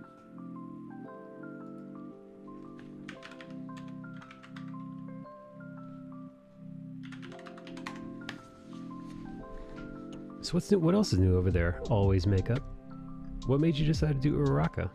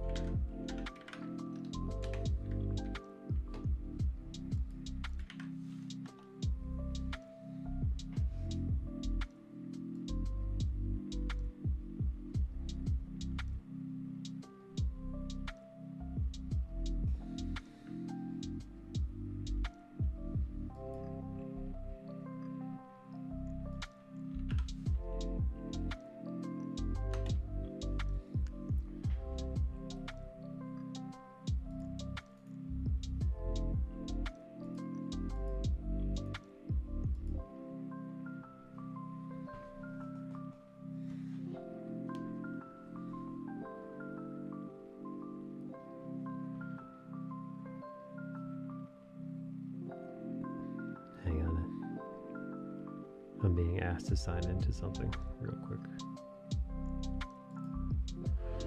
When I first started watching My Hero, I saw her suit and I was like, yep, gotta make that. And I'm finally making it. How hard is it to make that suit? Is there like a... Do they sell like DIY kind of like suit making kits or something? It's really cool you can mesh together two different IPs that go together. Oh, thank you, Tuo.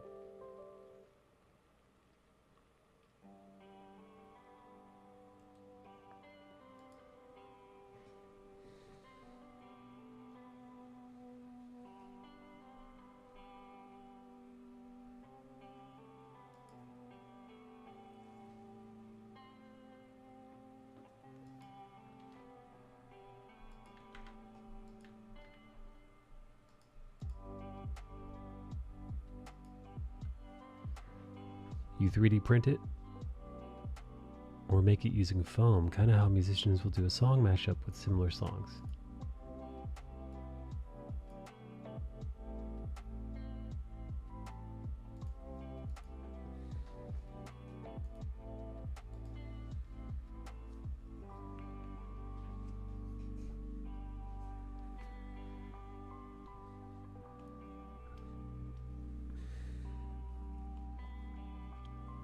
You know, but your always makeup, your cosplay is always awesome. So, I mean, cosplay, your makeup always is awesome. So, I'm curious. I'm going to be real curious to see how your Uraraka comes out. I bet it's going to look great. Hey, what made you decide to start doing cosplay?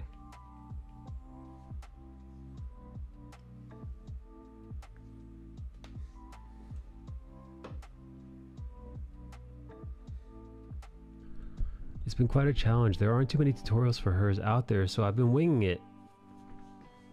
I had to customize a bodysuit sewing pattern to make her design and make it fit me right, and using foam for the armor pieces. Fuck, dude. You know what? I just remembered how much work goes into cosplay.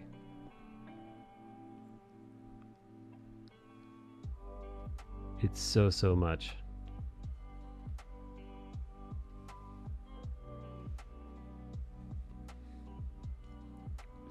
So many hours of work. Jeez.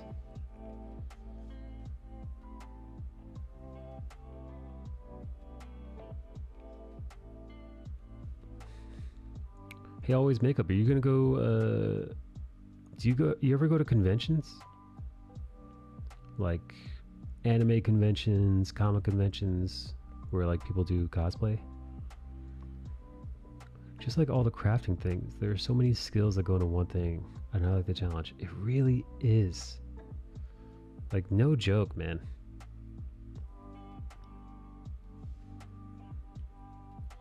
For one cosplay, the amount of different, like, trades you practically have to learn.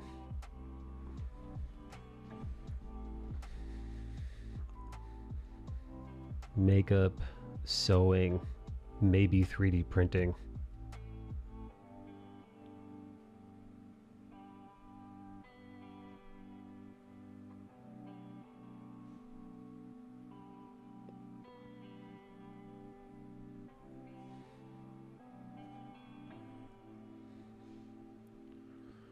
I just go to local ones now.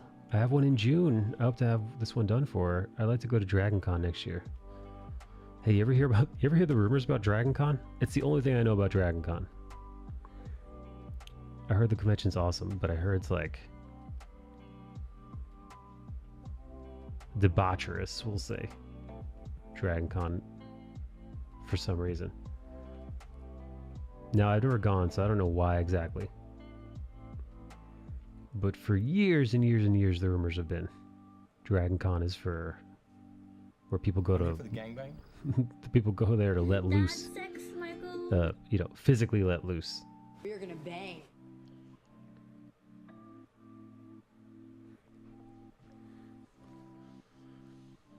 Well, struggling and hard work is everywhere. Yeah, that's a cum shot. What's up, Tick? I'm gonna squirt. Oh no, I heard it can get wild. Yeah, right. Did you hear that too? That's the only rumor I've ever heard about Dragon Con. I heard there are groups of like furries that go specifically for, you know, to indulge and let loose. Exactly how you think, I mean.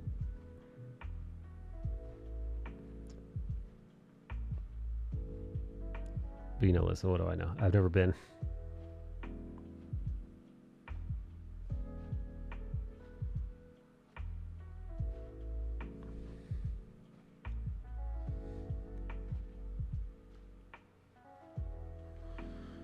I just heard it's not for kids. They have booze and stuff available. Oh, wow. I didn't know they had booze. Maybe that's what leads to it.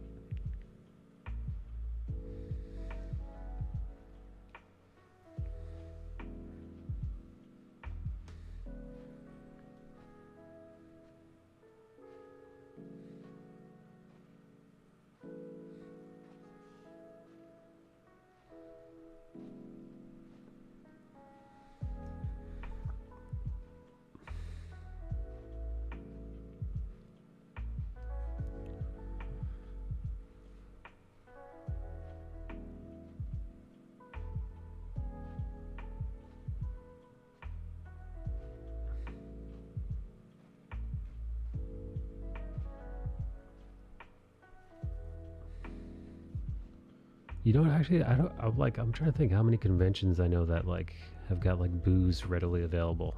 Not many.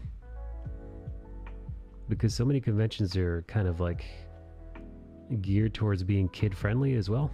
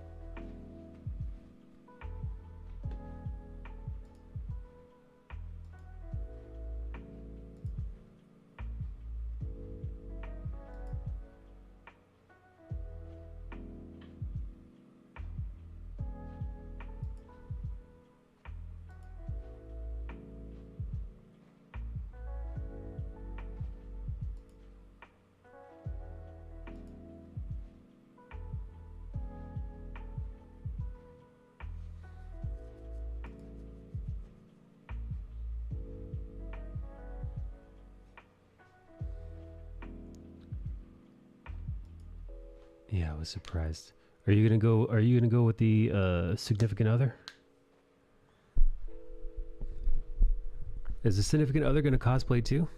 Maybe you go as Uraka, they go as Deku.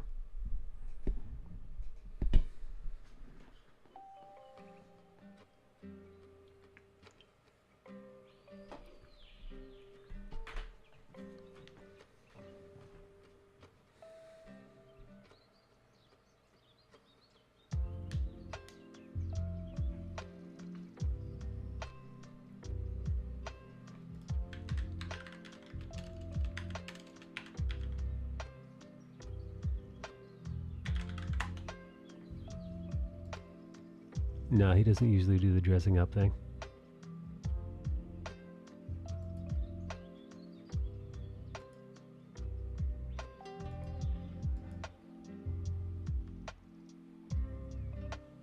Not even for like Halloween?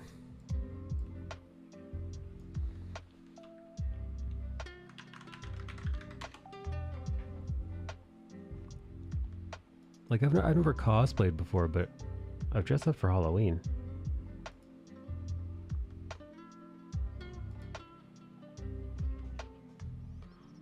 Mr. Beast's YouTube record toppled by a Will Smith Chris Rock slap moment.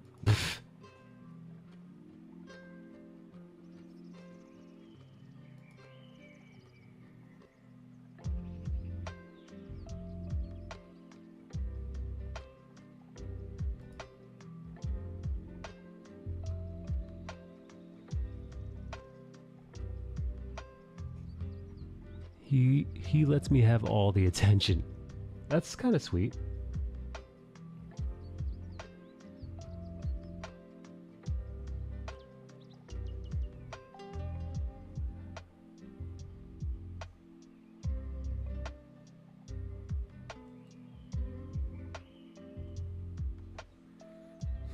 I did get him in a mermaid man costume for Halloween. I was Barnacle Boy. That's fucking hilarious.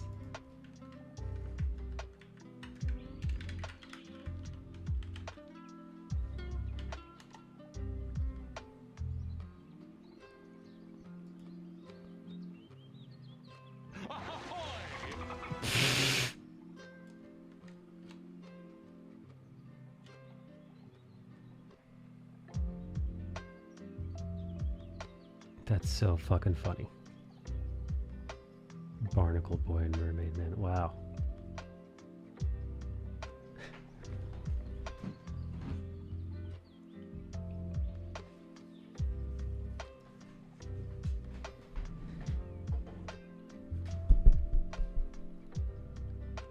Yeah, well, maybe you should be Uraraka, and then he'll just be walking around dressed up as a mermaid man. It won't make any sense, but it'll look dope.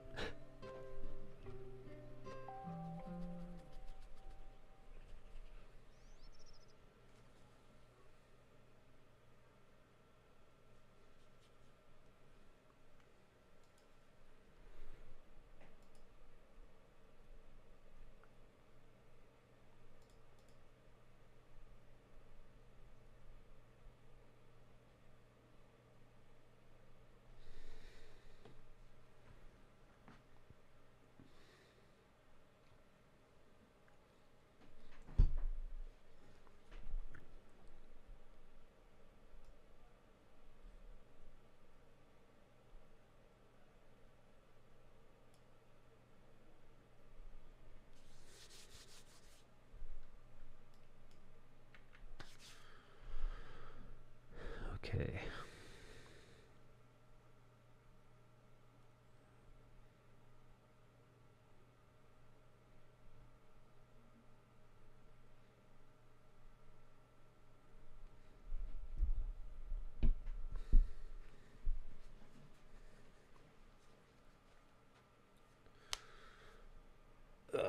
Okay.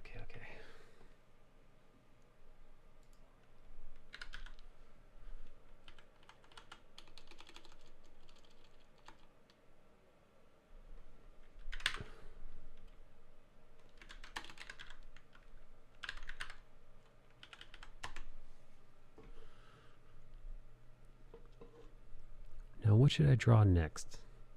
I wonder.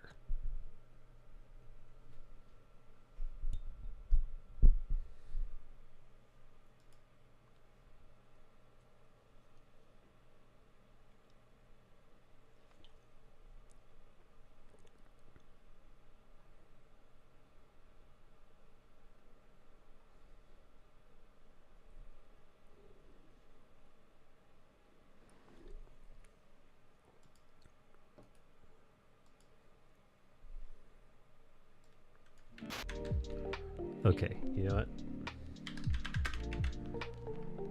It's 10 o'clock.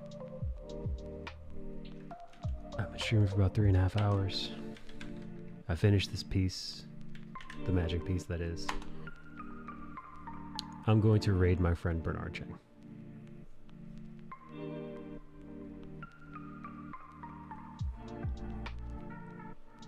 Always Makeup, thank you for the raid. Thank you for being awesome. I'll be back on Thursday to come hang out. You guys are great. Tuok, I'll see you then. Tuok, your print, it's like 90% of the way done. I'm gonna print it some more. I'm gonna print some more tonight. I want it to be perfect without any like I'm so excited. crap on it. All right, I'll see you Thursday. Goodbye, everybody.